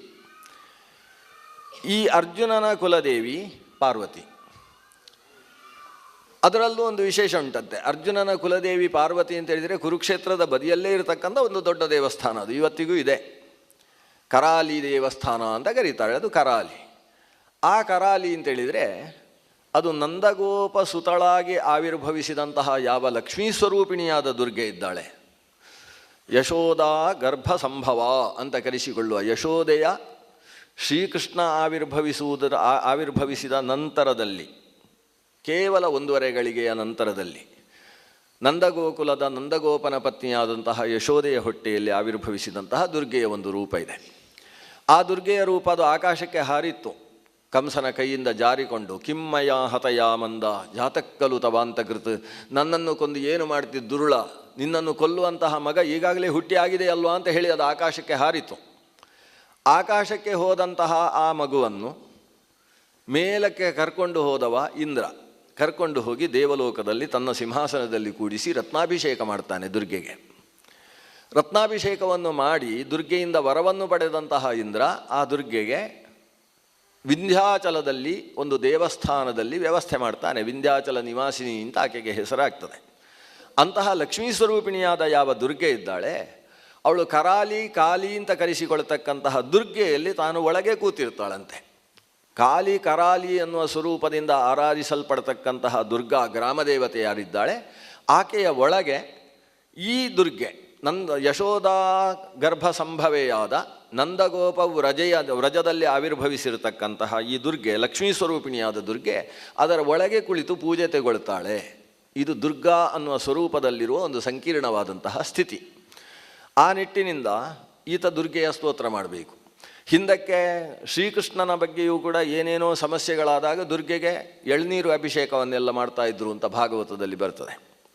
ಒಂದು ಬಾರಿ ಕೃಷ್ಣ ಸ್ಯಮಂತಕಮಣಿ ನಾನು ಕದ್ದಿದ್ದೇನೆ ಅಂತ ಊರಲ್ಲೆಲ್ಲ ಪ್ರಚಾರ ಆಗಿದೆ ಅಂತ ಬೇಸರ ಮಾಡಿಕೊಂಡು, ನಾನಲ್ಲ ಕದ್ದದ್ದು, ಅದನ್ನು ಊರಿಗೆಲ್ಲ ತಿಳಿಸಬೇಕು ಅಂತ 10 ಸಮಸ್ತರನ್ನು ಕರ್ಕೊಂಡು ಹೋಗ್ತಾನೆ. ಒಂದು ಅನ್ವೇಷಣೆ ಮಾಡುವುದಕ್ಕೆ ಹೊರಡ್ತಾನೆ. ಹೋಗಿ ಒಂದು ಗುಹೆ ಹತ್ರ ಹೋದ. ಮೊದಲೇ ಪ್ರಸೇನ ಸತ್ತದ್ದು ಸಿಕ್ಕಿತು. ಸಿಂಹ ಎಲ್ಲೋ ಎತ್ತಿಕೊಂಡು ಹೋಗಿದೆ. ಸಿಂಹವನ್ನು ಬೆನ್ನಟ್ಟಿ ಆ ಸಿಂಹದ ಹೆಜ್ಜೆಯ ಮೇಲಕ್ಕೆ ಮತ್ತೆ ಹೋದರೆ ಸಿಂಹವೂ ಸತ್ತು ಹೋಗಿದೆ. ಸಿಂಹವನ್ನು ಕೊಂದಂತಹ ಒಂದು ಕರಡಿ ಅದು ಗುಹೆಯ ಒಳಗೆ ಹೋದದ್ದು ನೋಡಿ ಈ ಊರ ಸಮಸ್ತರನ್ನು ಹೇಳ್ತಾನೆ, ನೀವು ಹೊರಗೆ ನಿಂತುಕೊಳ್ಳಿ ಅಥವಾ ನೀವೇ ಒಳಗೆ ಹೋಗಿ ಬಂದರೂ ಸರಿ ಅಂತ ಹೇಳ್ತಾನೆ. ಇವರೆಲ್ಲ ನಾವು ಒಳಗೆ ಅಂತೂ ಹೋಗೋದಿಲ್ಲ, ಯಾಕಂದರೆ ಕರಡಿ ಸಿಂಹವನ್ನು ಕೊಂದ ಕರಡಿ ಅಂತ ಆದಮೇಲೆ ನಾವು ಬದುಕಿ ಉಳಿಲಿಕ್ಕೆ ಸಾಧ್ಯ ಇಲ್ಲ. ನೀನು ಬೇಕಾದರೆ ಒಳಗೆ ಹೋಗಿ ಬಾ, ನಾವಿಲ್ಲಿ ಕಾಯ್ತಾ ಇರ್ತೇವೆ ಅಂತ. ಸರಿ ಅಂತ ಹೇಳಿ ಕೃಷ್ಣ ಒಳಗೆ ಹೋದ. ಅಲ್ಲ, ಇನ್ನೇನಾದರೂ ನನ್ನ ಮೇಲೆ ಅಪವಾದ ಬರಬಾರ್ದು, ಅಲ್ಲೆಲ್ಲ ಸ್ಯಮಂತಕಮಣಿ ಸಿಗುವುದು, ಸಿಕ್ಕಿದ ಮೇಲೆ ನಾನು ತೆಗೊಂಡು ಬರುವುದು, ಬಂದ ಮೇಲೆ ನೀವೆಲ್ಲ ಇವನೇ ಎಲ್ಲೋ ಸೊಂಟದಲ್ಲಿ ಇಟ್ಟುಕೊಂಡು ಹೋಗಿ ಆಮೇಲೆ ತಂದಿದ್ದಾನೆ ಅಂತ ಹೀಗೆಲ್ಲ ಅಪವಾದ ಮತ್ತೆ ಬರುವ ಹಾಗಿಲ್ಲ, ಬೇಕಾದರೆ ನನ್ನನ್ನು ಪರೀಕ್ಷೆ ಮಾಡಿ ಅಂತ ಹೇಳ್ತಾನೆ ಕೃಷ್ಣ. ಇವರೆಲ್ಲ ಕೃಷ್ಣನನ್ನು ಕಳಿಸಿದರು ಒಳಗೆ ಹೋಗಿ 10 ದಿವಸ ಕಾದ್ರಂತೆ. 10 ದಿವಸ ಆದ ಮೇಲೆ ಸುಸ್ತಾಯಿತು, ಮನೆಗೆ ಹೋಗಿ ಚಪಾತಿ ತಿನ್ನಲೇಬೇಕು ಅಂತ ಆಯ್ತು ಅವರಿಗೆ. ಏನಾದರೂ ಹೊಟ್ಟೆಗೆ ಸರಿ ಮಾಡೋದೇ ಇಲ್ಲ ಅಂತ. ಹಾಗೆ ಅವರೆಲ್ಲ ಮನೆಗೆ ಬರ್ತಾರೆ. ಇನ್ನು ಕೃಷ್ಣ ಬದುಕಿ ಬರಲಿಕ್ಕೆ ಸಾಧ್ಯ ಇಲ್ಲ ಅಂತ ಕಣ್ಣಲ್ಲಿ ನೀರು ಹಾಕಿಕೊಂಡು ಊರಿಗೆ ಬರ್ತಾರೆ. ಊರಿಗೆ ಬಂದಾಗ ಕೃಷ್ಣ ಇಲ್ಲದೆ ಇವರು ಬಂದಿದ್ದಾರೆ ಅಂತ ಊರ ಹೆಂಗಸರು ಮನೆಯೊಳಗೆ ಸೇರಿಸಲಿಲ್ಲ ಇವರನ್ನು, ಚಪಾತಿ ಕೊಡಲೇ ಇಲ್ಲ ಇವರನ್ನು, ಹಿಂದಕ್ಕೆ ಲಟ್ಟಣಿಗೆ ಹಿಡ್ಕೊಂಡು ಕಳಿಸಿದ್ದಾರೆ. ಅವರೆಲ್ಲ ಸೇರಿ, ಊರಿನ ಜನ ಎಲ್ಲ ಸೇರಿ ಕೃಷ್ಣ ಹಿಂದಕ್ಕೆ ಬರಬೇಕು ಅಂತೇಳಿ ಹರಕೆ ಹೊತ್ತುಕೊಂಡು ಊರ ದೇವತೆಯಾದಂತಹ ದುರ್ಗೆಯ ಪೂಜೆಯನ್ನು ಆರಂಭಿಸಿದ್ದಾರೆ ಅಂತ ಶ್ರೀಮದ್ ಭಾಗವತದಲ್ಲಿ ಬರ್ತದೆ. ದುರ್ಗೆಗೆ ಭಾರೀ ಪೂಜೆ ನಡೆಯಿತು ಅಂತ. ಹಾಗೆ ಏನಾದರೂ ಸಮಸ್ಯೆ ಆದರೆ ಪೂಜೆ ನಡೆಸುವುದು ದುರ್ಗೆಗೆ. ಕೊನೆಗೆ ಯಾವಾಗ 21 ದಿವಸ ಆದ ಮೇಲೆ ಶ್ರೀಕೃಷ್ಣ ಬಂದ, ಸ್ಯಮಂತಕಮಣಿಯನ್ನು ಹಿಡ್ಕೊಂಡು ಬರ್ತಾನೆ. ಬಂದ ಮೇಲೆ ದುರ್ಗೆಯ ದೇವಸ್ಥಾನಕ್ಕೆ ಮೊದಲು ಎಲ್ಲರೂ ಕರ್ಕೊಂಡು ಹೋಗಿ ದುರ್ಗೆಗೆ ಅಭಿಷೇಕ ಮಾಡಿ, ಈತನಿಗೂ ಕೂಡ ಅಭಿಷೇಕ ಮಾಡಿ ಭಾರೀ ವಿಜೃಂಭಣೆಯಿಂದ ದುರ್ಗೆಯ ಉತ್ಸವವನ್ನು ನಡೆಸಿದರು ಅಂತ. ಆ ರೀತಿಯಲ್ಲಿ ಈತನ ಹತ್ರ ದುರ್ಗಾ ಆರಾಧನೆಯನ್ನು ಮಾಡು, ದುರ್ಗೆಯನ್ನು ಸ್ತೋತ್ರ ಮಾಡು ಅಂತ ಶ್ರೀಕೃಷ್ಣ ಹೇಳಿದರೆ, ಅರ್ಜುನ ಉವಾಚ ನಮಸ್ತೆ ಸಿದ್ಧಸೇನಾನಿ ಆರ್ಯೇ ಮಂದಾರವಾಸಿನಿ ಕುಮಾರಿ ಕಾಲಿ ಕಾಪಾಲಿ ಕಪಿಲೆ ಕೃಷ್ಣ ಪಿಂಗಲೆ ಭದ್ರಕಾಲಿ ನಮಸ್ತುಭ್ಯಂ ಮಹಾಕಾಲಿ ನಮೋಸ್ತುತೇ. ಒಂದು 12 ಶ್ಲೋಕದ ದುರ್ಗಾಸ್ತುತಿ ಇದೆ. ಈ ದುರ್ಗಾಸ್ತುತಿಯನ್ನು ಅರ್ಜುನ ರಥದಿಂದ ಕೆಳಗಿಳಿದು ಮೊದಲು ಕೃಷ್ಣನಿಗೆ ಕೈ ಮುಗಿದು ಆಮೇಲೆ ದುರ್ಗೆಯನ್ನೇ ಆಲೋಚನೆ ಮಾಡ್ತಾ ಈಶಾನ್ಯದ ಕಡೆಗೆ ಮುಖ ಮಾಡಿಕೊಂಡು ಇದನ್ನು ಜಪಿಸಿದಂತೆ. ಆತ ಜಪಿಸುವುದು ಹೇಗೆ? ನಮಸ್ತುಭ್ಯಂ ಭದ್ರಕಾಲಿ ನಮಸ್ತುಭ್ಯಂ ಮಹಾಕಾಲಿ ನಮೋಸ್ತುತೆ. ಭದ್ರಕಾಲಿ ಅಂದರೆ ಭದ್ರಂ ಕಲಯತಿ ಸರ್ವಾನುಪ್ರತೀತಿ ಭದ್ರಕಾಲಿ ಅಂತ. ಭದ್ರ ಅಂದರೆ ಮಂಗಳ. ಯಾರು ಸ್ತೋತ್ರ ಮಾಡ್ತಾರೋ ಅವರಿಗೆ ಮಂಗಲಗಳನ್ನು ಕೊಡತಕ್ಕಂತಹ ದೇವಿ, ಅವಳಿಗೆ ಭದ್ರಕಾಲಿ ಅಂತ ಹೆಸರು. ಮಹಾಕಾಲಿ ಅಂದರೆ ರುದ್ರಪತ್ನಿ ಅಂತ ಅರ್ಥ. ಮಹಾಕಾಲ ಅಂತ ರುದ್ರನಿಗೆ ಹೆಸರು. ಮಹಾಕಾಲೇಶ್ವರ ದೇವಸ್ಥಾನ ಅಂತ ಅಲ್ಲಲ್ಲಿ ಹಾಕಿರ್ತಾರಲ್ವ, ಆ ಲೋಕ ಸಂಹಾರಕನಾದ ರುದ್ರನಿಗೆ ಮಹಾಕಾಲ ಅಂತ ಹೆಸರು. ಮಹಾಕಾಲಿ ಅಂತೇಳಿದರೆ ರುದ್ರಪತ್ನಿ, ರುದ್ರಾಣಿ, ಭವಾನಿ, ಶರ್ವಾಣಿ ಮೊದಲಾದ ಶಬ್ದ ಇದ್ದ ಹಾಗೆ ಮಹಾಕಾಲಿ ಅನ್ನೋ ಶಬ್ದ. ಕಾಪಾಲಿ ಅಂದರೆ ರುದ್ರದೇವ, ಕಪಾಲಧಾರಿಯಾದ ರುದ್ರ. ಆತನ ಪತ್ನಿಯಾದ್ದರಿಂದ ಇವಳಿಗೆ ಕಾಪಾಲಿನಿ ಅಥವಾ ಕಪಾಲಿನಿ ಅಂತ ಹೆಸರು. ಹೀಗೆ ರುದ್ರಪತ್ನಿಯನ್ನು ವಿಶೇಷವಾಗಿ ಸ್ತೋತ್ರ ಮಾಡತಕ್ಕಂಥ ಒಂದು ಸ್ತೋತ್ರ. ಅದನ್ನೆಲ್ಲ ಪಠಿಸಿದ ಅರ್ಜುನ. ಪಠಿಸಿದ ಮೇಲೆ ಅದಕ್ಕೊಂದು ಫಲಶ್ರುತಿ ಬೇರೆ ಇದೆ. ಯಾರು ಇದನ್ನು ಬೆಳಗ್ಗೆ ಎದ್ದು ಉದಯಿಸುವ ಸೂರ್ಯನನ್ನು ನೋಡಿಕೊಂಡು ಪಠಿಸುತ್ತಾರೋ ಅಂಥವರಿಗೆ ಅಪಜಯವಿಲ್ಲ ಅಂತ ಒಂದು ಫಲಸ್ತುತಿಯೂ ಕೂಡ ಇದೆ. ಈ ದುರ್ಗಾಸ್ತುತಿಯನ್ನು ಆತ ಪಠಿಸಿ, ಕಾಳಿ ಸ್ತೋತ್ರ ಅಂತ ಅದಕ್ಕೆ ಹೆಸರು. ಕಾಳಿ ಸ್ತೋತ್ರದ ಮೂಲಕ ತನ್ನ ಕುಲದೇವತೆಯನ್ನು ಸ್ತುತಿಸಿ ಮತ್ತೆ ಅರ್ಜುನನ ಹತ್ರ ರಥದಲ್ಲಿದ್ದಂತಹ ಕೃಷ್ಣನ ಹತ್ರ ಬಂದು ರಥವನ್ನೇರಿದ. ಇಷ್ಟು ಯುದ್ಧಕ್ಕೆ ಬೇಕಾದ ಸಿದ್ಧತೆಯಾದಾಗ ಧೃತರಾಷ್ಟ್ರ ಪ್ರಶ್ನಿಸಿದ. ಧೃತರಾಷ್ಟ್ರವುವಾಚ ಧರ್ಮಕ್ಷೇತ್ರೇ ಕುರುಕ್ಷೇತ್ರೇ ಸಮವೇತಾಯುತ್ಸವ ಮಾಮಕಾಃ ಪಾಂಡವಾಶ್ಚೈವ ಕಿಮಕುರ್ವತ ಸಂಜಯ. ಇಲ್ಲಿಂದ ಪ್ರಾರಂಭಿಸಿ ನಾವು ಭಗವದ್ಗೀತೆ ಅಂತ ಕರೆಯೋದು. ಈ ಕಾಳಿಸ್ತುತಿ ಮುಗಿದ ನಂತರ ಬರುವಂಥದ್ದು 700 ಶ್ಲೋಕ ಅಥವಾ 701 ಶ್ಲೋಕ. ಕ್ಷೇತ್ರಜ್ಞ ವಿಭಾಗ ಯೋಗದಲ್ಲಿ ಒಂದು ಶ್ಲೋಕ, ಅರ್ಜುನ ಹೇಳಿದಂಥ ಒಂದು ಪ್ರಶ್ನೆ ಇದೆ, ಆ ಪ್ರಶ್ನೆ ಸೇರಿಸಿದರೆ 701 ಶ್ಲೋಕ ಆಗ್ತದೆ. ಈ ಸಪ್ತಶತಿ ಏನಿದೆ ಮಹಾಭಾರತದಲ್ಲಿ ಬರತಕ್ಕಂಥ 700 ಶ್ಲೋಕಗಳು, ಇದನ್ನೇ ನಾವು ಭಗವದ್ಗೀತೆ ಅಂತ ಕರೆಯುವುದು. ಇಲ್ಲಿದ್ದ ಭಗವದ್ಗೀತೆ, ಇಲ್ಲಿಯ ತನಕ ಕೃಷ್ಣ ಹೇಳಿದಂಥ ಅನೇಕ ವಿಷಯಗಳುಂಟು. ಭಗವದ್ಗೀತಾ ಅನ್ನುವ ಶಬ್ದಕ್ಕೆ ಭಗವಂತ ಆಡಿದ ಮಾತು ಅಂತ ಅರ್ಥ. ಭಗವತಾ ಗೀತಂ, ಭಗವಂತನಿಂದ ಗೀತವಾದದ್ದು. ಸಂಸ್ಕೃತದಲ್ಲಿ 2 ಶಬ್ದಗಳಿದ್ದಾವೆ, ಗೀತ ಮತ್ತು ಗೀತಾ ಅಂತ. ಅದು ಸ್ತ್ರೀಲಿಂಗದಲ್ಲೂ ಹೇಳ್ಬೋದು, ಗೀತಂತ ನಪುಂಸಕಲಿಂಗದಲ್ಲೂ ಹೇಳ್ಬೋದು. ನಪುಂಸಕಲಿಂಗದ ಗೀತಂತ ಶಬ್ದ ಹೇಳಿದರೆ ಅದು ಹಾಡುವುದಕ್ಕೆ ಮಾತ್ರ ಇರುವಂಥದ್ದು. ಸ್ತ್ರೀಲಿಂಗದ ಗೀತಾ ಅಂತ ಶಬ್ದವನ್ನು ಬಳಸಿದರೆ ಅದು ಹಾಡುವುದು ಮಾತ್ರ ಅಲ್ಲ, ಅನುಸಂಧಾನ ಮಾಡುವುದಕ್ಕೆ, ಅರ್ಥಜ್ಞಾನ ಪಡೆಯುವುದಕ್ಕೆ ಇರತಕ್ಕಂಥದ್ದು. ಗೋಪಿಗೀತಂತಿದೆ, ಗೋಪಿಗೀತಾ ಅಂತ ಹೇಳಬಾರ್ದು. ಗೋಪಿಗೀತಂ ಅಂದರೆ ಅದು ಹಾಡುವುದಕ್ಕೆ, ಚಪ್ಪಾಳೆ ಹಾಕಿಕೊಂಡು ಜಯತಿಥಿಧಿಕಂ ಜನ್ಮನ ವ್ರಜಃ ಅಂತ ಹಾಡುವುದಕ್ಕೆ ಇರತಕ್ಕಂಥ ಗೀತೆಗಳೇನಿರ್ತವೆ ಅಂಥದ್ದನ್ನು ಗೀತಂ ಅಂತ ಕರೀತಾರೆ. ರಾಷ್ಟ್ರಗೀತಂ ಅನ್ನಬೇಕು, ರಾಷ್ಟ್ರಗೀತ ಅಂತ ಹೇಳಲಿಕ್ಕಿಲ್ಲ, ಅದು ಗೀತಂ ಅನ್ನುವ ಶಬ್ದ. ಇನ್ನೊಂದು ಗೀತಾ ಶಬ್ದ, ಅದು ಶಾಸ್ತ್ರೀಯವಾದ ವಿಚಾರಧಾರೆಗಳನ್ನು ಲೋಕಕ್ಕೆ ಕೊಡ್ತಕ್ಕಂಥದ್ದು. ಉದ್ಧವ ಗೀತಾ, ಭಗವದ್ಗೀತಾ, ಋಷಭಗೀತಾ, ಇವೆಲ್ಲ ಶಬ್ದಗಳು ಕೂಡ ಒಂದು ವಿಶಿಷ್ಟವಾದ ವೇದಾಂತ ತತ್ವವನ್ನು ಲೋಕಕ್ಕೆ ಕೊಡತಕ್ಕಂತಹ ಜ್ಞಾನದ ಶ್ಲೋಕಗಳು ಅನ್ನುವ ಅರ್ಥದಲ್ಲಿರುವಂಥದ್ದು. ಅಂಥದ್ದು ಭಗವದ್ಗೀತೆ. ಇದನ್ನು ಮಹಾಭಾರತದ ಉಪನಿಷತ್ತು ಅಂತ ಕರೀತಾರೆ. ಮಹಾಭಾರತದ ಉಪನಿಷತ್ತು ಒಂದೇ, ಅದು ಭಗವದ್ಗೀತೆ. ಇನ್ನೊಂದು ಮಹಾಭಾರತದ ವೇದ ಅಂತಿದೆ, ಅದಕ್ಕೆ ಸನತ್ಸು ಜಾತೀಯ ಅಂತ ಕರೀತಾರೆ. ಅದು ಸನತ್ಸು ಜಾತೀಯ, ಅದು ಈ ಹಿಂದೆ ನಾವು ನೋಡಿದ್ದೇವೆ ಅದನ್ನು ಉದ್ಯೋಗ ಪರ್ವತದಲ್ಲಿ. ಅದನ್ನು ಉದ್ಯೋಗ ಪರ್ವದಲ್ಲಿ ಬರುವಂಥದ್ದು. ಅದು ಮಹಾಭಾರತದಲ್ಲಿ ಬರುವ ವೇದ ಅಂತ ಅದನ್ನು ಕರೀತಾರೆ. ವೇದದ ಕೊನೆ ವೇದಾಂತ, ಅದಕ್ಕೆ ಉಪನಿಷತ್ತು ಅಂತ ಹೆಸರು. ಈ ಭಗವದ್ಗೀತೆಯನ್ನು ಇತಿ ಭಗವದ್ಗೀತಾಸು ಉಪನಿಷತ್ಸು ಅಂತ, ಅದನ್ನು ಉಪನಿಷತ್ತು ಅಂತ ಕರಿತೇವೆ ನಾವು.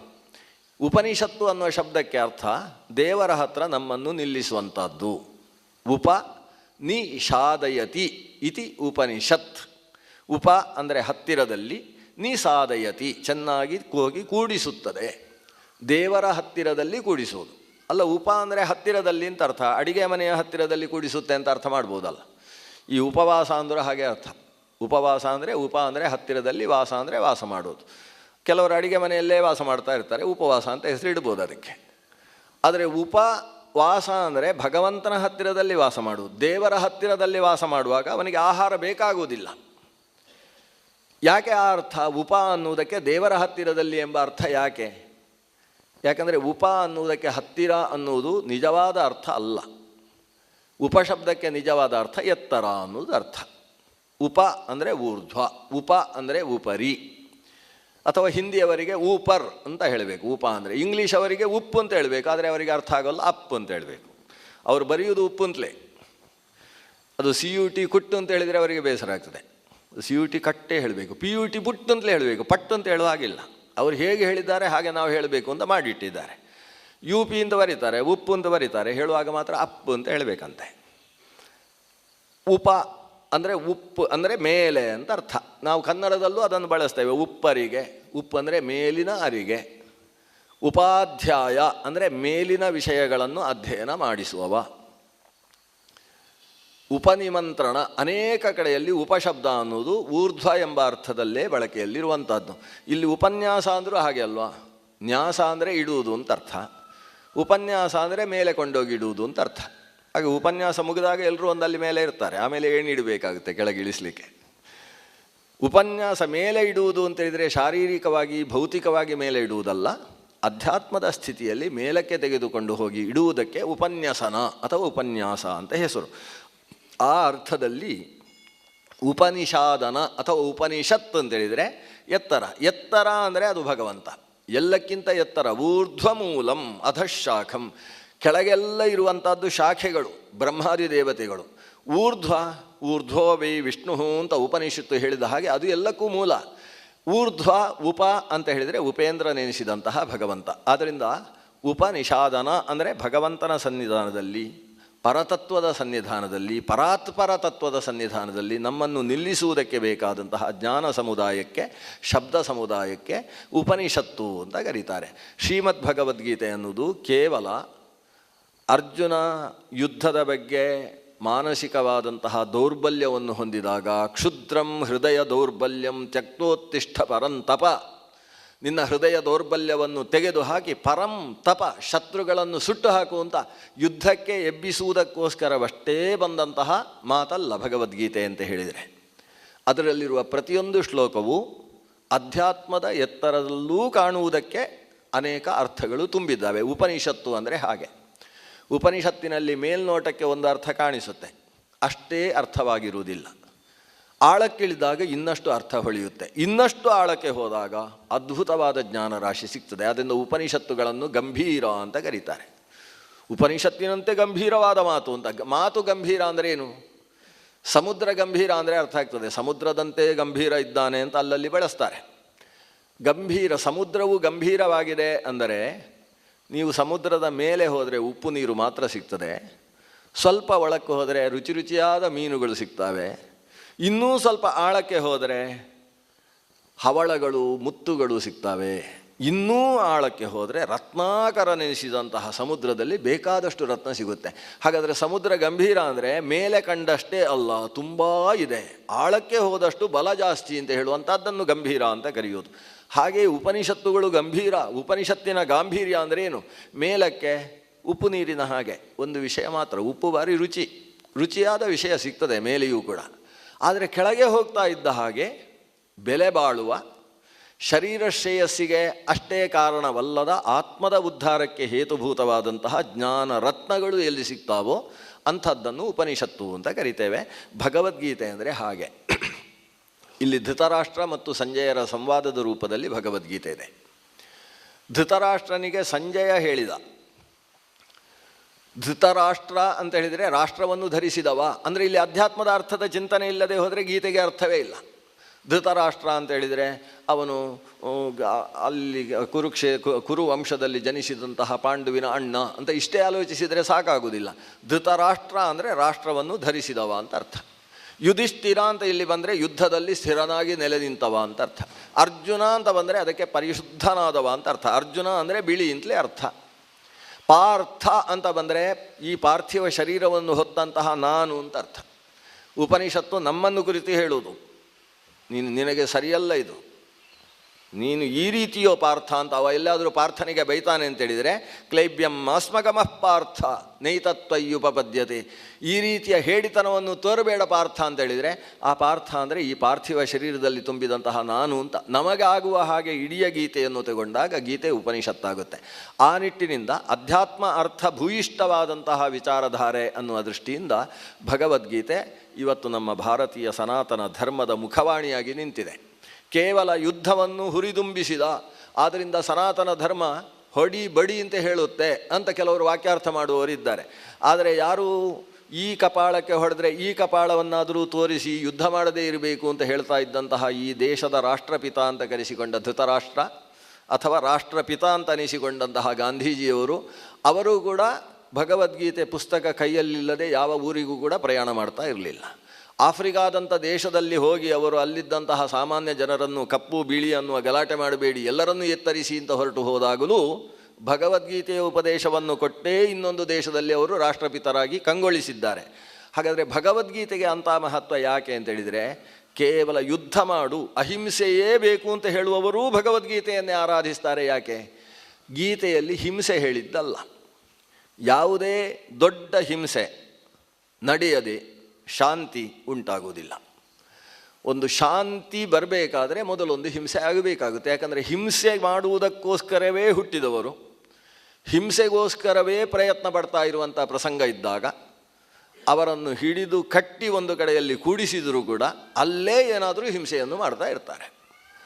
ಆದ್ದರಿಂದ ಹಿಂಸಕ ವ್ಯಕ್ತಿಗಳನ್ನು ಪೂರ್ತಿಯಾಗಿ ದಮನ ಮಾಡುವಲ್ಲಿಯ ತನಕ ಅಹಿಂಸೆ, ಶಾಂತಿ ಅನ್ನುವ ನೆಲವಳಿಕೆ ಇರುವುದಕ್ಕೆ ಸಾಧ್ಯ ಇಲ್ಲ. ಇದು ಇತಿಹಾಸದಲ್ಲಿ ನಾವೆಲ್ಲ ಕಂಡ ವಿಷಯ. ಇತಿಹಾಸವನ್ನು ಅಧ್ಯಯನ ಮಾಡಿದವರಿಗೆಲ್ಲ ಅತ್ಯಂತ ಸ್ಪಷ್ಟವಾಗತಕ್ಕಂಥದ್ದು.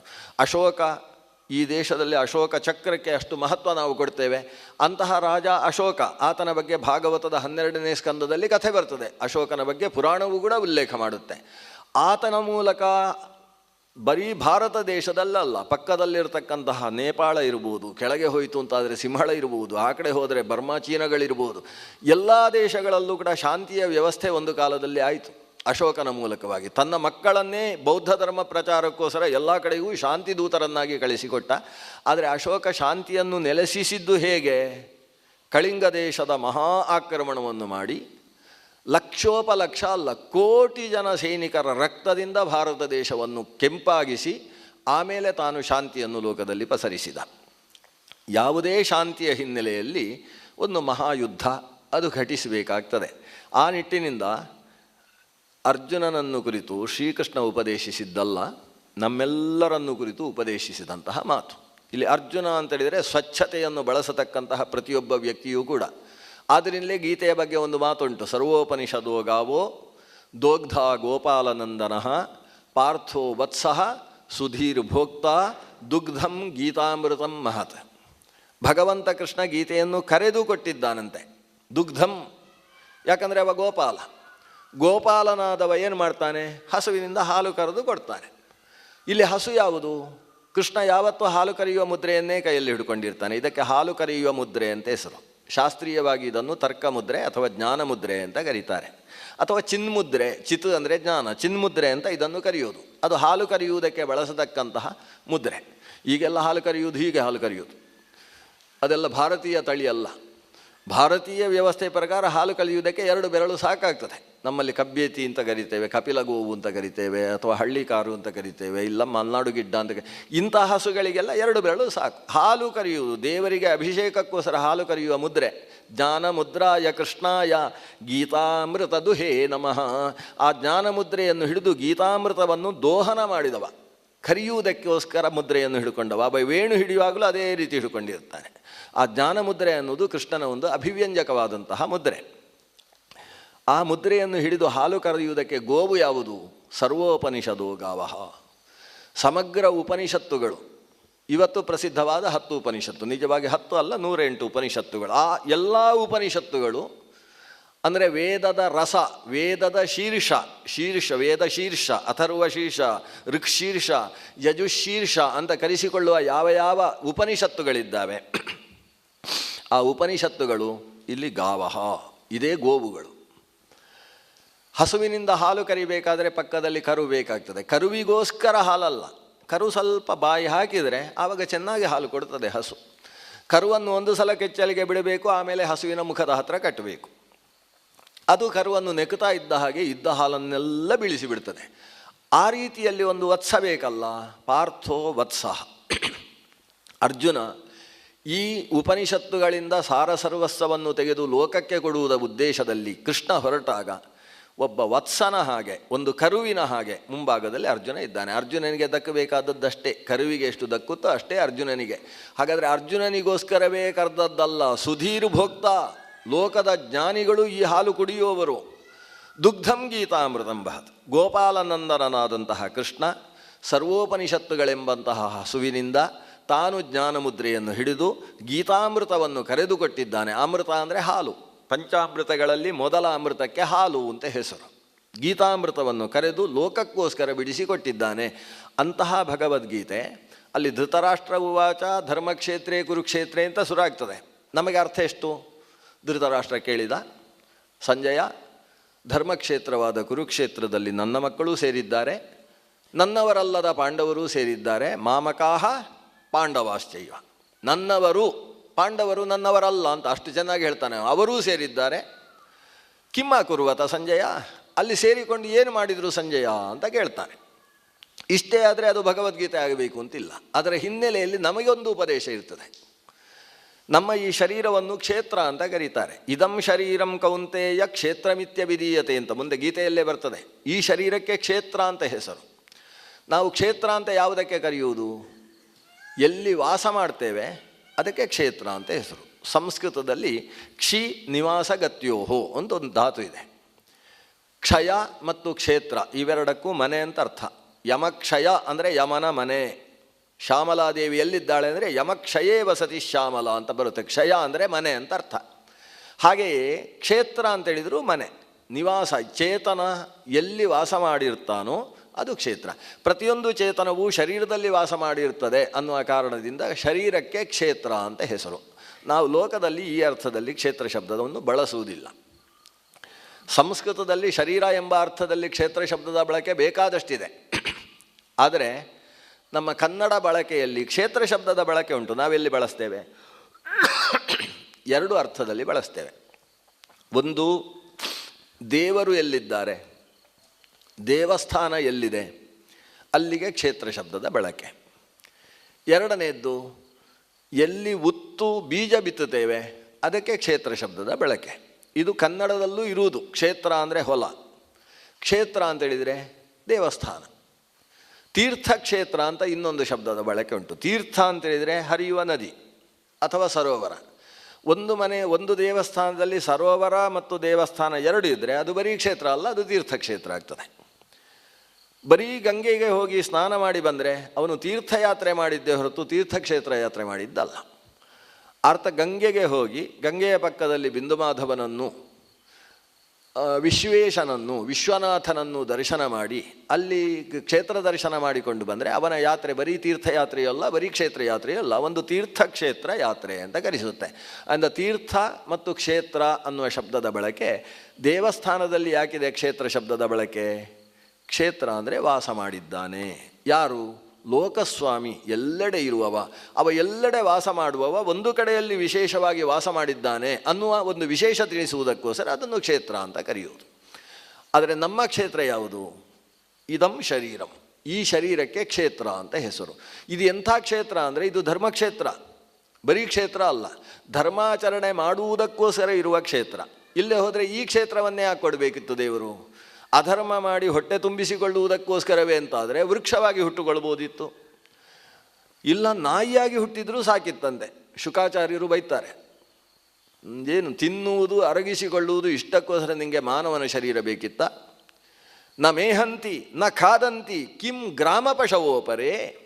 ಗ್ರಾಮ ಪಶುಗಳು ಅಂತ ಹೇಳಿದಂತಹ ನಾಯಿಗಳು ಕೂಡ ತಿಂದು ಅರಗಿಸಿಕೊಳ್ಳುವ ಕೆಲಸ ಮಾಡುವುದಿಲ್ವೇನು? ತಿಂದು ಅರಗಿಸಿಕೊಳ್ಳುವುದಕ್ಕೆ ಈ ಶರೀರ ಬೇಕಿತ್ತ? 5 ಬೆರಳುಗಳಂತಹ, ಒಂದೊಂದು ಬೆರಳಿನಲ್ಲಿ 3 ಗಂಟುಗಳಿದ್ದು ಬೇಕಾದ ಕುಸುರಿ ಕೆಲಸವನ್ನು ಮಾಡುವುದಕ್ಕೆ ಬೇಕಾದ ಇಂಥ ಅದ್ಭುತ ಶರೀರ, ಅದು ತಿಂದು ಅರಗಿಸುವುದಕ್ಕೋಸ್ಕರ ನಿನಗೆ ಬೇಕಾ? ಅದಕ್ಕೆ ಅಲ್ಲ ಈ ಶರೀರ ಇರುವುದು. ಹಾಗಾದರೆ ಈ ಶರೀರಕ್ಕೆ ಕ್ಷೇತ್ರ ಅಂತ ಹೆಸರು. ಉಳಿದ ಶರೀರಕ್ಕೆ ಕ್ಷೇತ್ರ ಅಂತ ಹೆಸರಿಲ್ಲ. ಯಾವ ಪ್ರಾಣಿಗಳಿಗೆ 5 ಬೆರಳುಗಳಿಲ್ಲ, ಒಂದೊಂದು ಬೆರಳುಗಳಲ್ಲೂ ಕೂಡ 3 ಗಂಟುಗಳಿಲ್ಲ, ಅಂಥ ಪ್ರಾಣಿಯನ್ನು ಕ್ಷೇತ್ರ ಅಂತ, ಆ ದೇಹವನ್ನು ಕ್ಷೇತ್ರ ಅಂತ ಕರೆಯುವುದಿಲ್ಲ. ಕ್ಷೇತ್ರ ಅಂತ ಕರಿಬೇಕಾದ್ರೆ ಇಂಥದೇ ಶರೀರ ಬೇಕು. 2 ಕಾಲು ಇರಬೇಕು, 2 ಕೈಗಳೂ ಇರಬೇಕು. ಯಾಕಂದರೆ 2 ಕಾಲು ಇರಬೇಕು ಅಂತ ಹೇಳಿದರೆ ಆಗ ಕಾಗೆಯೂ ಕೂಡ ಕ್ಷೇತ್ರವೋ ಅಂತ ಕೇಳುವ ಪ್ರಸಂಗ ಬರ್ತದೆ. 2 ಕಾಲಿದ್ದರೆ ಸಾಕಾಗುವುದಿಲ್ಲ, 2 ಕೈಗಳು ಇರಬೇಕು. ಆ ಕೈಗಳಲ್ಲಿ 5 ಬೆರಳುಗಳು ಇಷ್ಟು ಸೇರಿಸಬೇಕು. ಒಂದೊಂದು ಕಡೆಯಲ್ಲಿ ಅತಿವ್ಯಾಪ್ತಿ ಪರಿಹಾರಕ್ಕೋಸ್ಕರ ಅದನ್ನೆಲ್ಲ ಸೇರಿಸಿಕೊಳ್ಬೇಕಾಗ್ತದೆ. ಇಂಥ ಶರೀರ ವಿಶೇಷವನ್ನೇ ಕ್ಷೇತ್ರ ಅಂತ ಕರೆಯುವುದು. ಅದಕ್ಕೋಸ್ಕರ ಕೃಷ್ಣ ಹೇಳುವಾಗ ಇದಂ ಶರೀರಂ ಕೌಂತೆಯ ಅಂತ ತನ್ನ ಶರೀರ ತೋರಿಸ್ತಾನೆ. ನೋಡು, ನಾನು ಈ ಲೋಕದಲ್ಲಿ 2 ಕೈಗಳಲ್ಲಿ ನಿನಗೆ ಕಾಣಿಸ್ತಾ ಇದ್ದೇನಲ್ಲ, ಇಂಥ ಶರೀರವನ್ನು ಕ್ಷೇತ್ರ ಅಂತ ಕರೆಯುವುದು. ಇದು ಕ್ಷೇತ್ರಜ್ಞ ವಿಭಾಗ ಯೋಗದಲ್ಲಿ ಹೇಳುವಂಥ ಮಾತು. ಹಾಗಾದರೆ ಶರೀರ ಕ್ಷೇತ್ರ. ಇದು ತಿಂದು ಉಂಡು ಅರಗಿಸುವುದಕ್ಕೆ ಮಾತ್ರ ಅಲ್ಲ, ಅಥವಾ ಉಸಿರಾಡುವುದಕ್ಕೋಸ್ಕರ ಮಾತ್ರ ಇರತಕ್ಕಂತಹ ಶರೀರ ಅಲ್ಲ. ಯಾಕಂದರೆ ಉಸಿರಾಟವೇ ಮಾನವ ಶರೀರದ ಕೆಲಸವ. ಉಸಿರಾಟವನ್ನು ಚರ್ಮಕಾರನ ಅಥವಾ ಕಬ್ಬಿಣದ ಕೆಲಸ ಮಾಡತಕ್ಕಂತಹ ವ್ಯಕ್ತಿಯ ಮನೆಯ ಚರ್ಮದ ತಿದಿಯು ಕೂಡ ಮಾಡ್ತದೆ. ಕಿಂ ಭಸ್ತ್ರಾಹ ನ ಶ್ವಸಂತ್ಯುತ. ಭಸ್ತ್ರ ಅಂತ ಹೇಳಿದರೆ ಕಬ್ಬಿಣವನ್ನು ಬಿಸಿ ಮಾಡಿ ಅದಕ್ಕೋಸ್ಕರ ಒಂದು ಚರ್ಮದ ಚೀಲವನ್ನು ಹೀಗೀಗೆ ಮಾಡ್ತಾನೆ. ಆವಾಗ ಅಲ್ಲಿ ಬೆಂಕಿ ಬರ್ತದೆ. ಬೆಂಕಿ ಬಂದು ಕಬ್ಬಿಣ ಬಿಸಿ ಆಗ್ತದೆ. ಬಿಸಿಯಾದ ಕಬ್ಬಿಣವನ್ನು ಪಟಾ ಅಂತ ಹೊಡೆದಾಗ ಕತ್ತಿ ಆಗ್ತದೆ. ಹಾಗಾದರೆ ಕಬ್ಬಿಣವನ್ನು ಬಗ್ಗಿಸುವುದಕ್ಕೆ, ಬಿಸಿ ಮಾಡುವುದಕ್ಕೋಸ್ಕರ ಯಾವ ಚರ್ಮದ ಚೀಲ, ಅದು ಉಸಿರಾಡ್ತದೆ. ಅದು ಕೂಡ ಉಸಿರಾಡಿದ ಕೂಡಲೇ ಮನುಷ್ಯ ಆಗುವುದಿಲ್ಲ. ಉಸಿರಾಟದಿಂದ ಮನುಷ್ಯನಿಗೆ ಬಲ ಅಲ್ಲ, ಅಥವಾ ತಿಂದು ಅರಗಿಸುವುದರಿಂದ ಬಲ ಅಲ್ಲ, ಅಥವಾ ಶರೀರ ಬೆಳೆಯುತ್ತೆ ಅನ್ನುವ ಕಾರಣದಿಂದಲೂ ಅವನಿಗೆ ಬಲ ಅಲ್ಲ. ಹಾಗಾದರೆ ಮನುಷ್ಯನ ಶರೀರಕ್ಕೆ ಬಲ ಯಾವುದರಿಂದ ಅಂತೇಳಿದರೆ ಈ ಶರೀರದಲ್ಲಿ ಆತ ಧರ್ಮಾಚರಣೆ ಮಾಡಬೇಕು. ಆದ್ದರಿಂದ ಇದಕ್ಕೆ ಧರ್ಮಕ್ಷೇತ್ರ ಅಂತ ಹೆಸರು. ಉಳಿದ ಕ್ಷೇತ್ರಗಳು ಲೋಕದಲ್ಲಿ 84 ಲಕ್ಷ ಇದೆ ಅಂತೆ, ಒಂದಲ್ಲ ಎರಡಲ್ಲ. ಪುರಂದರದಾಸರು ಹೇಳ್ತಾರೆ, ನೀ ತಂದೆ ನಾ ಬಂದೆ, ನೀ ಎನ್ನ ತಂದೆ 84 ಲಕ್ಷ ಯೋನಿಗಳಲ್ಲಿ ನೀ ತಂದೆ ನಾ ಬಂದೆ ನೀಯನ್ನ ತಂದೆ. ಶರೀರ ಚೇತನದ ಶರೀರಗಳು, ವಿಭಿನ್ನವಾದ ಶರೀರಗಳು, ಕೀಟ ಶರೀರಗಳು, ಸರೀಸೃಪಗಳು, ಪಕ್ಷಿಗಳು, ಪ್ರಾಣಿಗಳು, ಉಭಯತೋದಂತಗಳು, ದಂತರಹಿತಗಳು, ಸಪಾದಗಳು, ಅಪಾದಗಳು, ಬಹುಪಾದಗಳು, ಶತಪಾದಗಳು, ಸಹಸ್ರಪಾದಗಳು. ಶತಪಾದ, ಪಾದ, ಸೆಂಟಿಪೇಡ್ ಅಂತ ಕರಿತೇವಲ್ವ, ಈ ಶತಪಾದಗಳಿಂದ ಎಂಥೆಂಥ ಪ್ರಾಣಿಗಳಿದ್ದಾವೆ. ಇವೆಲ್ಲ ಪ್ರಾಣಿ ಚೇತನ, ಆಮೇಲೆ ವೃಕ್ಷಚೇತನ, ತೃಣಚೇತನ, ತ್ವಕ್ಸಾರ ಚೇತನಗಳು. ಈ ಚೇತನಗಳ ಬೇರೆ ಬೇರೆ ರೀತಿಯ ಯೋನಿಯನ್ನು ಪರಿಗಣಿಸಿದರೆ ಎಷ್ಟು ಅಂದರೆ 84 ಲಕ್ಷ ಬಗೆಯ ಬೇರೆ ಬೇರೆ ರೀತಿಯ ಶರೀರ ವಿಭಾಗಗಳಿದ್ದಾವೆ. ಅಂಥಲ್ಲಿ ಒಂದು ಮಾನವ ಶರೀರ. ಮಾನವ ಶರೀರದಲ್ಲಿ ಅನೇಕ ಬಗೆ ಇಲ್ಲ. ಹೆಂಗಸರ ಶರೀರ ಬೇರೆ ಥರ, ಮನುಷ್ಯರ ಶರೀರ ಬೇರೆ ಥರ, ಅದರಲ್ಲಿ ಬೆಳ್ಳಗಿರುವವನ ಶರೀರ ಬೇರೆ, ಕೆಂಪಿರುವವನ ಶರೀರ ಬೇರೆ. ಇದು ಯಾವ ವಿಭಾಗವೂ ಇಲ್ಲ. ಮನುಷ್ಯ ಶರೀರ ಅನ್ನೋದು ಒಂದು. ಇಡೀ ಸೃಷ್ಟಿಜಾತದ 84 ಲಕ್ಷ ಯೋನಿಗಳಲ್ಲಿ ಒಂದು ಯಾವುದು ಅಂದರೆ ಮಾನವ ಯೋನಿ. ಮಾನವ ಯೋನಿಯಲ್ಲಿ ಜನಿಸಿದಂತಹ ವ್ಯಕ್ತಿ ಅವನು ಧರ್ಮಾಚರಣೆ ಮಾಡಬೇಕು. ಅದೇ ಈ ಶರೀರದಿಂದ ಸಿಗಬೇಕು. ಇಹ ಚೇತ್ ಅವೇದೀತ್ ಅಥ ಸತ್ಯಮಸ್ತಿ ನಚೇದಿಹಾವೇದೀತ್ ಮಹತೀ ವಿನಷ್ಟಿ. ಯಮ ನಚಿಕೇತನಿಗೆ ಹೇಳುವ ಮಾತು. ಈ ಮಾನವ ಶರೀರ ಸಿಕ್ಕಿದಾಗ ನೀನು ದೇವರ ಬಗ್ಗೆ ತಿಳಿಯುವುದಕ್ಕೆ, ಧರ್ಮದ ಬಗ್ಗೆ ತಿಳಿಯುವುದಕ್ಕೆ ಸ್ವಲ್ಪವಾದರೂ ಪ್ರಯತ್ನ ಪಟ್ಟಿ ಅಂತಾದರೆ ಅಥ ಸತ್ಯಮಸ್ತಿ. ಅಥ ಈ ಶರೀರ ಹೋದ ಮೇಲೆ ನಿನಗೆ ಒಳ್ಳೆದ್ದು ಇದೆ. ಸತ್ಯ ಅಂದರೆ ಸಾಧು ಅಂತ ಅರ್ಥ. ಸಚ್ಛಬ್ದೇ ಸಾಧುಭಾವೇಚ ಸದಿತ್ಯೇತತ್ ಪ್ರಯುಜ್ಯತೆ. ನಿನಗೆ ಸಾಧು ಇದೆ, ಒಳಿತಿದೆ. ನಚೇದಿಹಾವೇದೀತ್, ಈ ಮಾನವ ಶರೀರ ನಿನಗೆ ಬಂದಾಗಲೂ ಭಗವತ್ ಪ್ರಜ್ಞೆ ನಿನ್ನಲ್ಲಿಲ್ಲ ಅಂತಾದರೆ, ಈ ಶರೀರಗಳನ್ನು, ಈ ಪ್ರಪಂಚವನ್ನು, ಈ ಪ್ರಕೃತಿಯನ್ನು ಮೀರಿ ಪರಮಪುರುಷ ಅಂತಿದ್ದಾನೆ ಅಂತ ಅವನನ್ನು ಚಿಂತಿಸುವುದಕ್ಕೆ ನೀನು ಈ ಶರೀರದಲ್ಲಿ ಪ್ರಯತ್ನಿಸಲಿಲ್ಲ ಅಂತಾದರೆ ಮಹತೀ ವಿನಷ್ಟಿ. ಮಂಗನ ಕೈಯಲ್ಲಿ ಮಾಣಿಕ್ಯ ಕೊಟ್ಟ ಹಾಗೆ ಆಯಿತು. ಅದು ದೊಡ್ಡ ನಷ್ಟ.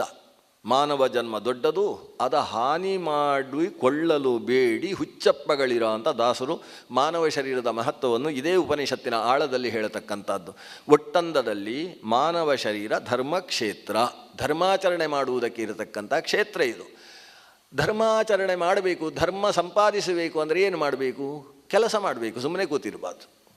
ಸೂರ್ಯೋದಯಕ್ಕೆ ಏಳುವುದು, ಸೂರ್ಯಾಸ್ತಕ್ಕೆ ಮತ್ತೊಮ್ಮೆ ಏಳುವುದು, ಮಧ್ಯದಲ್ಲಿ ನಿದ್ದೆ ಅಂತ ಅರ್ಥ. ಏಳುವುದು ಯಾಕೆ ಅಂದರೆ ಮಲಗುವುದಕ್ಕೋಸ್ಕರ. ಮಧ್ಯಾಹ್ನ ತಿಂತಾನೆ ಯಾಕೆ ಅಂತ ಹೇಳಿದರೆ, ಮಧ್ಯಾಹ್ನ ತಿನ್ನದೇ ಹೋದರೆ ರಾತ್ರಿ ತಿನ್ನುವುದಕ್ಕೆ ಶಕ್ತಿ ಇರುವುದಿಲ್ಲ, ಅದಕ್ಕೆ ತಿನ್ನುವುದು. ಮತ್ತೆ ರಾತ್ರಿ ತಿನ್ನುವುದು ಯಾಕೆಂದರೆ ಬೆಳಗ್ಗೆ ತಿನ್ನಲಿಕ್ಕೆ ಆಗದೆ ಹೋದರೆ ಅದಕ್ಕೆ ರಾತ್ರಿ ತಿನ್ನುವುದು. ಇಷ್ಟೇ ಅಂತ ಆದರೆ ನೀನು ಧರ್ಮಾಚರಣೆ ಎಲ್ಲಿ ಮಾಡಿದ ಹಾಗೆ ಆಯಿತು. ಧರ್ಮಾಚರಣೆ ಮಾಡಬೇಕು ಅಂದರೆ ಕುರುಕ್ಷೇತ್ರ ಆಗಬೇಕು ಈ ಶರೀರ. ಧರ್ಮಕ್ಷೇತ್ರೇ ಕುರುಕ್ಷೇತ್ರೇ. ಕುರು ಅಂದರೆ ಮಾಡು ಮಾಡು. ಉಪನಿಷತ್ತು ಅಲ್ಲಲ್ಲಿ ಕುರು ಕುರು ಕುರು ಅಂತ ಹೇಳ್ತಾ ಇರ್ತದೆ. ಶ್ರೀ ವಾದಿರಾಜ ತೀರ್ಥರು ನಮಗೆ ಹತ್ತಿರದಲ್ಲೇ ಇರತಕ್ಕಂಥವರು. ವಾದಿರಾಜ ತೀರ್ಥರು ಕುರು ಸ್ತೋತ್ರ ಅಂತ ಒಂದು ಸ್ತೋತ್ರ ಮಾಡ್ತಾರೆ. ಸುಮಾರು 80 ಬಾರಿ ಕುರು ಕುರು ಕುರು ಅಂತಾರೆ. ನೀನು ಅದು ಮಾಡು, ಇದು ಮಾಡು, ಸ್ವೀಕುರು, ಅಲಂಕುರು ಎಲ್ಲ. ಕುರು ಅನ್ನೋದು ಇದಕ್ಕೆ ಅರ್ಥ ಏನು? ಕುರು ಅಂದರೆ ಮಾಡು, ಮಾಡಬೇಕು. ಶಾರೀರಿಕವಾಗಿ, ಮಾನಸಿಕವಾಗಿ, ವಾಚಿಕವಾಗಿ. ಕಾಯೇನ ವಾಚ ಮನಸ 3 ರೀತಿಯಲ್ಲಿ ಮಾಡುವಂಥದ್ದು ನಮ್ಮಿಂದ. ಕಾಯ ವಾಚ ಮನಸ ಅಂತ ಕನ್ನಡದಲ್ಲಿ, ಅಚ್ಚ ಕನ್ನಡದಲ್ಲಿ ಹೇಳ್ತಾರೆ. ಆದರೆ ವಸ್ತುತಃ ಕನ್ನಡ ಹಾಗಲ್ಲ. ಕಾಯೇನ ವಾಚ ಮನಸ ಅನ್ನೋದೇ ಸರಿಯಾದ ಕನ್ನಡವೂ ಕೂಡ. ಕಾಯ ವಾಕ್ ಮನಸ್ಸುಗಳಿಂದ ಮನುಷ್ಯ ಮಾಡಬೇಕು. ಕಾಯದಿಂದ ಮಾಡುವುದಕ್ಕೋಸ್ಕರ ಈ ಶರೀರ, ವಾಕ್ನಿಂದ ಮಾಡುವುದಕ್ಕೋಸ್ಕರ ಈ ಶರೀರ, ಮನಸ್ಸಿನಿಂದ ಮಾಡುವುದಕ್ಕೋಸ್ಕರ ಈ ಶರೀರ. ಅಂದರೆ ಈ ಕ್ಷೇತ್ರ ಇಲ್ಲ ಅಂತಾದರೆ ನೀನು ಮಾತಿನಿಂದಲೂ ಮಾಡಲಿಕ್ಕಾಗೋದಿಲ್ಲ, ಮನಸ್ಸಿನಿಂದಲೂ ಮಾಡಲಿಕ್ಕಾಗೋದಿಲ್ಲ. ನಾವು ಯಾರಿಗಾದರೂ ಉಪಕಾರ ಮಾಡಬೇಕಾದ್ರೆ ಶಾರೀರಿಕವಾದ ಉಪಕಾರವೇ ಮಾಡಬೇಕು ಅಂತಿಲ್ಲ. ಕೈಕಾಲು ಗಟ್ಟಿ ಇಲ್ಲದೆ ಇದ್ದ ವ್ಯಕ್ತಿಯೂ ಕೂಡ ಕಷ್ಟದಲ್ಲಿ ಬಂದಂತಹ ವ್ಯಕ್ತಿಗೆ ಅಯ್ಯೋ ಅಷ್ಟು ಕಷ್ಟ ಆಯಿತಾ, ಹೀಗಾಗಬಾರ್ದಿತ್ತಪ್ಪ ಅಂತ ಒಂದು ಸ್ಪಂದನ ಕೊಟ್ಟರೆ ಅವನಿಗೆ ಭಾರಿ ನೆಮ್ಮದಿ ಆಗ್ತದೆ. ಅದೊಂದು ಉಪಕಾರವೇ. ಕಷ್ಟದಲ್ಲಿದ್ದವರಿಗೆ ನಾನು ಸಹಾಯ ಮಾಡ್ತಿದ್ದೆ, ನಿಮಗೆ ನನ್ನ ಮನಸ್ಸು ನಿಮ್ಮಲ್ಲೇ ಇದೆ, ನಿಮ್ಮ ಹೆಸರಲ್ಲಿ ಒಂದಿಷ್ಟು ಸ್ತೋತ್ರ ಪಾರಾಯಣ ಮಾಡ್ತೇನೆ ಅಂತ ಹೇಳಿದರೂ ಸಾಕಾಗ್ತದೆ. ನೀವು ಕಿಸೆಯಿಂದ ಎತ್ತಿ ಅವರಿಗೆ ಕೊಟ್ಟೇ ಉಪಕಾರ ಮಾಡಬೇಕು ಅಂತಿಲ್ಲ. ಅಥವಾ ಅವರ ಕಷ್ಟಕ್ಕೋಸ್ಕರ ಅವರ ಮನೆಗೆ ಹೋಗಿ ಅಲ್ಲಿದ್ದ ಭಾರವನ್ನು ಎತ್ತಿ ಮೇಲೆ ಇಟ್ಟು ವ್ಯವಸ್ಥೆ ಮಾಡಬೇಕು ಅಂತಲೂ ಇಲ್ಲ. ಶುದ್ಧವಾದ ಮಾತು ಸಾಕಾಗ್ತದೆ. ವಚನೇ ಕಾದರಿದ್ರತ. ಮಾತಿನ ಮೂಲಕ ನೀನು ಧರ್ಮಾಚರಣೆ ಮಾಡ್ಬೋದು.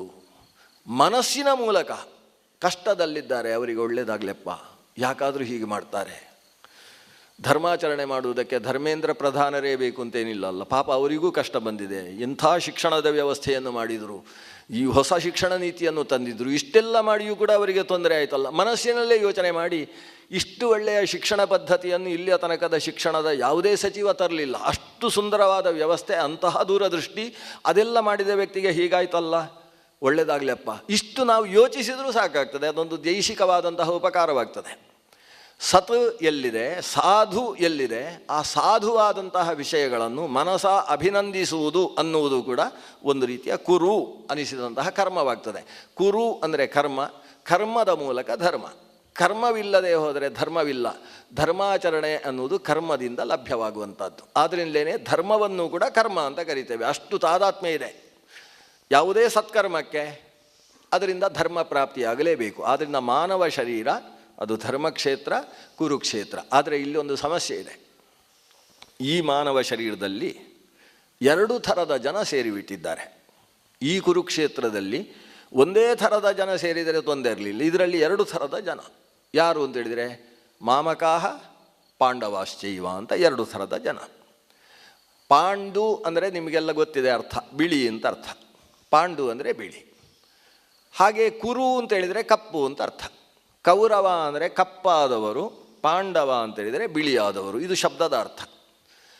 ಕುರು ಅನ್ನುವುದಕ್ಕೆ ಕಪ್ಪು ಅನ್ನುವ ಅರ್ಥ ಪ್ರಸಿದ್ಧ. ಅದು ನಿಮಗೆ ಉದಾಹರಣೆಗೆ ಮಹಾಭಾರತದ್ದೇ ಒಂದು ಶ್ಲೋಕ ಹೇಳುವುದಾದರೆ, ಮುಂದಕ್ಕೆ ಬರುವಂಥ ಒಂದು ಶ್ಲೋಕ ತುಂಬ ವಿಚಿತ್ರವಾಗಿದೆ.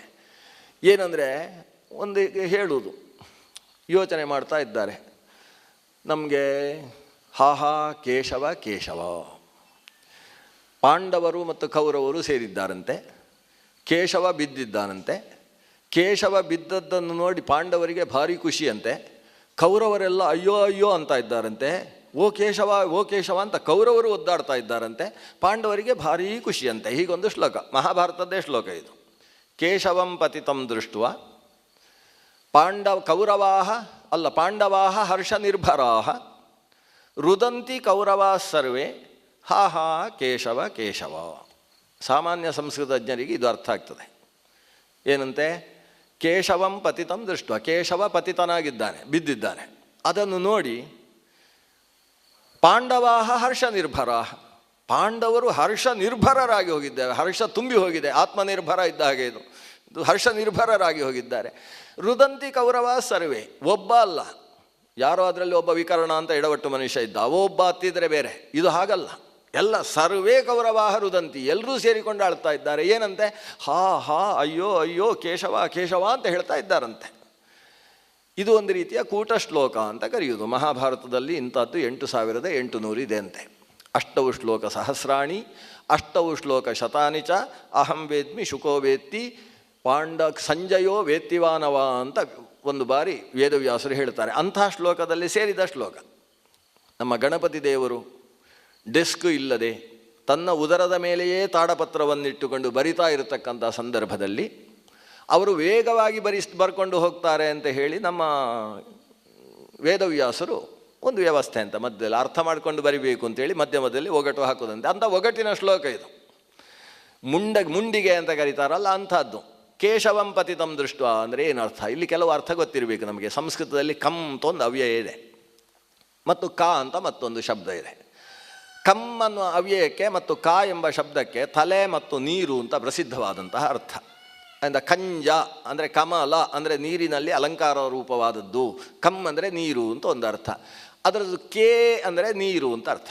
ಕೇ ಅಂದರೆ ನೀರಿನಲ್ಲಿ, ಕೇಶವಂ ಅನ್ನುವಲ್ಲಿ ಬಿಡಿಸಬೇಕು. ಕೇ ಶವಂ ಪತಿತಂ ದೃಷ್ಟ, ಅಲ್ಲಿ ಕೇಶವ ಬಿದ್ದದ್ದಲ್ವೇ ಅಲ್ಲ.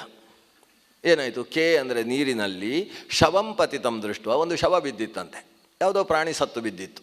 ಕೇ ಶವಂ ಪತಿತಂ ದೃಷ್ಟ, ಪಾಂಡವಾಹ ಅಂದರೆ ಬಿಳಿ ರೆಕ್ಕೆಯ ಹಕ್ಕಿಗಳು.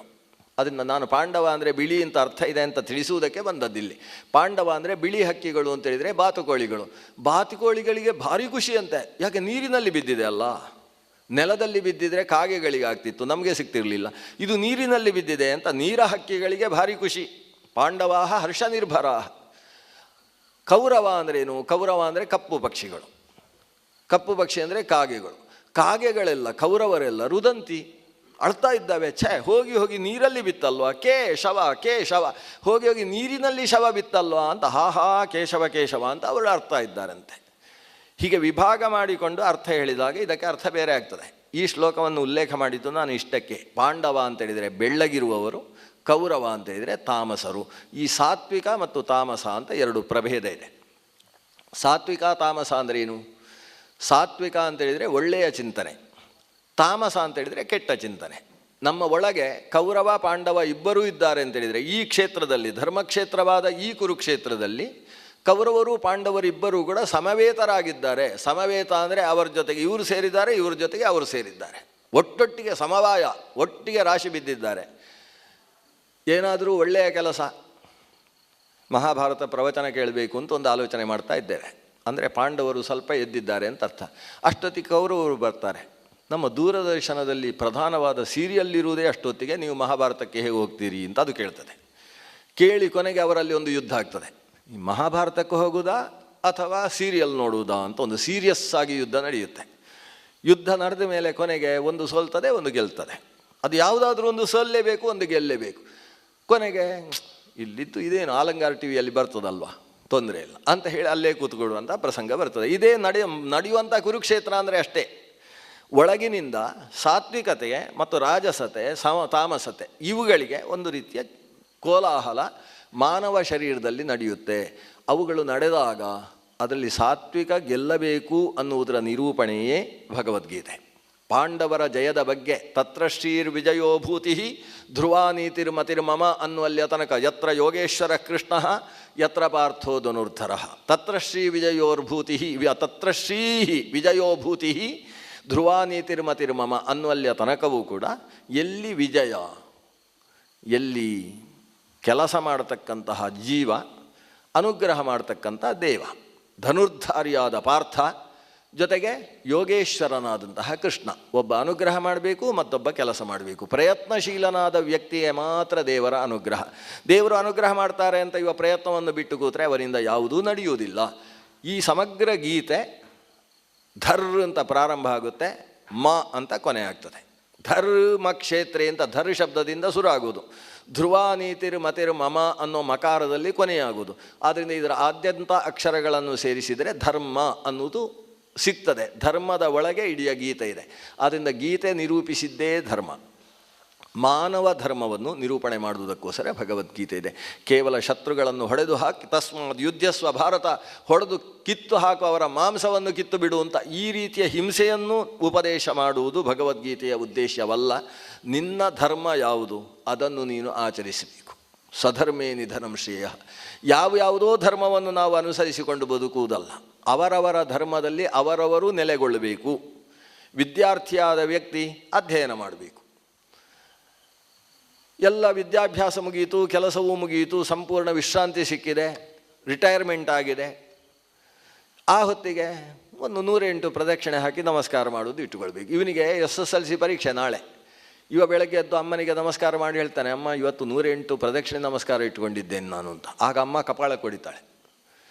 ಅಂದರೆ 108 ಪ್ರದಕ್ಷಿಣೆ ನಮಸ್ಕಾರ ತಪ್ಪು ಅಂತ ಅರ್ಥ ಅಲ್ಲ, ಅದು ಪರಮಧರ್ಮವೇ. ಆದರೆ ಆ ಧರ್ಮ ಈಗಲ್ಲ, ನಿನಗೆ ಧರ್ಮ ಅಲ್ಲ. ನೀನು ವಿದ್ಯಾರ್ಥಿ ಅಂದರೆ ವಿದ್ಯೆಯ ಅರ್ಥನೆಯನ್ನು ನಡೆಸಬೇಕಾದವ.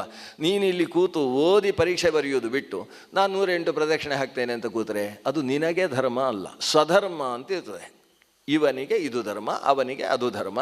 ಈ ಧರ್ಮವನ್ನು ಈ ಹೊತ್ತಿಗೆ ಈ ಧರ್ಮ, ಆ ಹೊತ್ತಿಗೆ ಆ ಧರ್ಮ, ಕಾಲಾನುಗುಣವಾಗಿ, ವ್ಯಕ್ತಿಯನುಗುಣವಾಗಿ, ಲಿಂಗ ವ್ಯತ್ಯಾಸದಿಂದ ಅಥವಾ ವರ್ಣ ವ್ಯತ್ಯಾಸದಿಂದ ಅಥವಾ ಆತನ ಆಶ್ರಮ ವ್ಯತ್ಯಾಸದಿಂದ ಧರ್ಮ ಭಿನ್ನವಾಗಿರ್ತದೆ.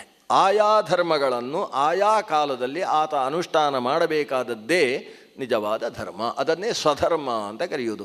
ಈ ಸ್ವಧರ್ಮದ ಬಗ್ಗೆ ವಿವರಣೆಯನ್ನು ಕೊಡತಕ್ಕಂತಹ ಬಹಳ ಸುಂದರವಾದ ಉಪದೇಶ. ಪ್ರತಿಯೊಬ್ಬ ವ್ಯಕ್ತಿ ಮಲಗಿದ್ದವನನ್ನು ಎಬ್ಬಿಸತಕ್ಕಂತಹ, ಧರ್ಮದ ಕಡೆಗೆ ಮುಖ ಮಾಡಿಸತಕ್ಕಂತಹ ಭಗವಂತನ ಬಾಯಿಯಿಂದ ಹೊರಬಂದಂತಹ ವಾಣಿ ಶ್ರೀಮದ್ ಭಗವದ್ಗೀತೆ. ಅದರ ಪೂರ್ವಪೀಠಿಗೆ ಮೊದಲನೆಯ ಅಧ್ಯಾಯ. ನಾವಿವತ್ತು ಒಂದು ಅಧ್ಯಾಯವನ್ನು ಮಾತ್ರ ಅವಲೋಕನೆ ಮಾಡಿ ನಿಲ್ಲಿಸೋಣ. ಅರ್ಜುನ ವಿಷಾದ ಯೋಗ ಅಂತ ಕರೀತಾರೆ ಇದಕ್ಕೆ. ವಸ್ತುತಃ ಅರ್ಜುನ ಅಷ್ಟೇ ಇಲ್ಲಿ ವಿಷಾದ ಮಾಡಿದ್ದಲ್ಲ. ಮೊದಲು ದುರ್ಯೋಧನನಿಗೆ ವಿಷಾದ ಬಂತು. ವಿಷಾದ ಅಂದರೆ ಏನು? ಏನೂ ಕೆಲಸ ಮಾಡದೇ ಇರುವ ರೀತಿಯ ಮಾನಸಿಕ ಖಿನ್ನತೆಗೆ ವಿಷಾದ ಅಂತ ಹೆಸರು. ಏನು ಮಾಡುವುದಿಲ್ಲ, ಕೂತು ಬಿಡಬೇಕು ಅಂತ ಅನಿಸಿಬಿಡ್ತದೆ, ಮುಂದೆ ಏನು ಮಾಡಬೇಕು ಅಂತ ಹೊಳೆಯುವುದಿಲ್ಲ. ಆ ರೀತಿಯ ಖಿನ್ನತೆಯನ್ನು ನಾವು ವಿಷಾದ ಅಂತ ಕರೆಯೋದು. ವಿಷಾದಕ್ಕೆ ಕಾರಣ ಏನಿರ್ತದೆ ಅಂದರೆ ತಾವು ಅಂದುಕೊಂಡ ಹಾಗೆ ನಡೆಯದೇ ಇರುವುದು ಕಾರಣವಾಗ್ತದೆ.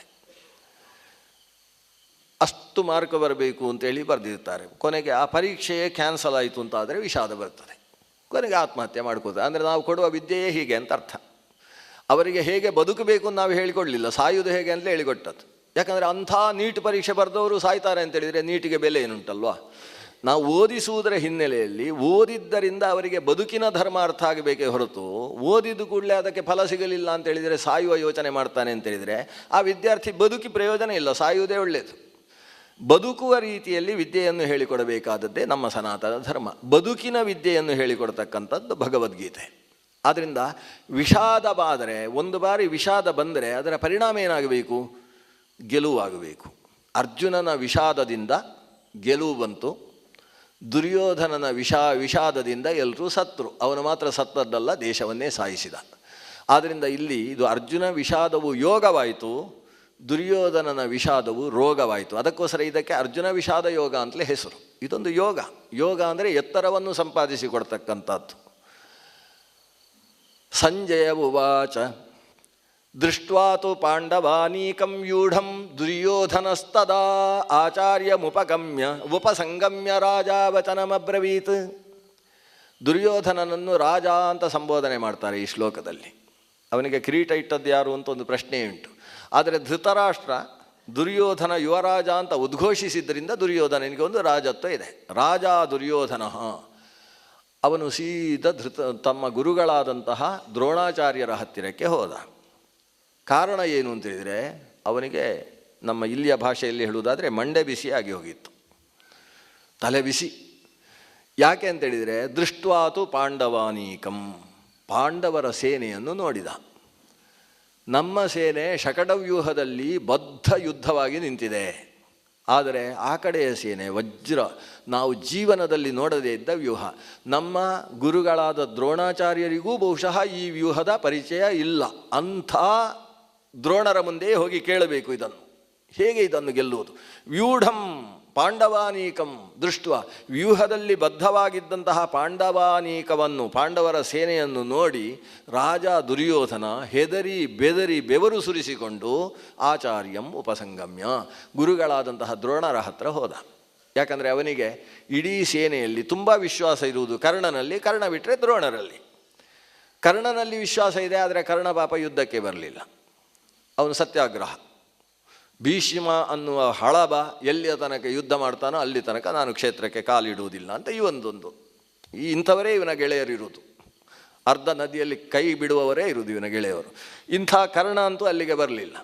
ಹಾಗಾಗಿ ಇನ್ಯಾರ ಹತ್ರ ಹೇಳಿಕೊಳ್ಬೇಕು ಇವನ ಸಮಸ್ಯೆಯನ್ನು? ಭೀಷ್ಮಾಚಾರ್ಯರ ಹತ್ರ ಹೋಗಿ ಹೇಳಿಕೊಳ್ಳುವುದಾ? ಅವರು ಸೇನಾಪತಿಗಳು.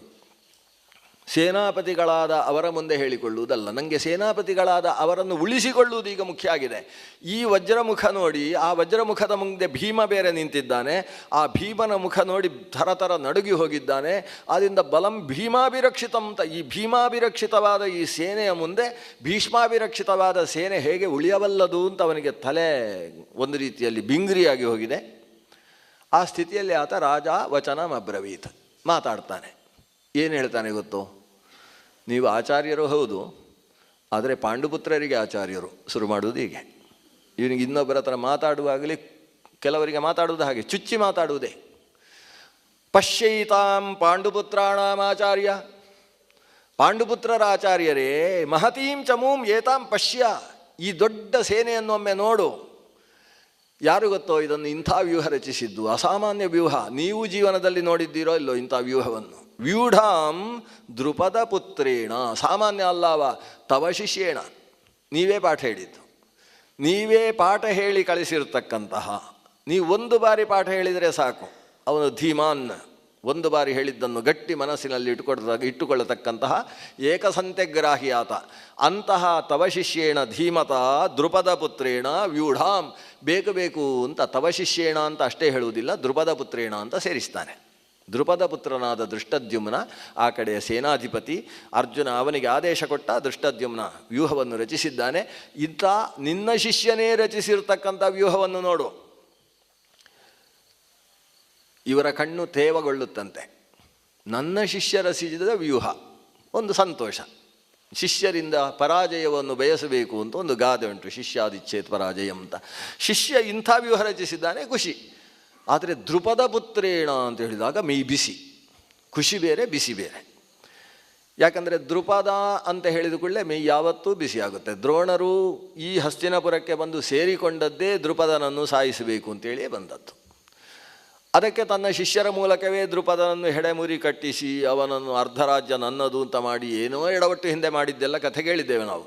ಅಂಥ ದೃಪದ ನನ್ನನ್ನು ಸಾಯಿಸುವುದಕ್ಕೋಸ್ಕರ ಮಗ ಪಡೆದ ಅಂತ ವಿಷಯ ಗೊತ್ತಾದಾಗ ದ್ರೋಣರಿಗೆ ಹೆಚ್ಚು ಬಿಸಿಯಾಗಲಿಲ್ಲ. ಅವರು ನನ್ನನ್ನು ಸಾಯಿಸುವುದಕ್ಕೆ ದೃಪದ ಮಗ ಪಡೆದಿದ್ದಾನೆ. ಆದರೆ ಆ ಮಗ ಹುಟ್ಟಿದ್ದು ಅವನ ಹೆಂಡತಿಯಿಂದ ಅಲ್ಲ, ಅಗ್ನಿಯ ಮಧ್ಯದಿಂದ. ಅಗ್ನಿಯ ಮಧ್ಯದಿಂದ ಅಗ್ನಿದೇವನೇ ಮಗನಾಗಿ ಅವತರಿಸಿದ್ದಾನೆ ಅವನು ದೃಷ್ಟದ್ಯುಮ್ನ. ಅವನಿಗೆ ನಾನೇ ಪಾಠ ಹೇಳ್ತೇನೆ ಅಂತೇಳಿ ಒಂದು ಕರೆದು ಅವನಿಗೆ ಪಾಠ ಹೇಳಿದ್ದಾರೆ.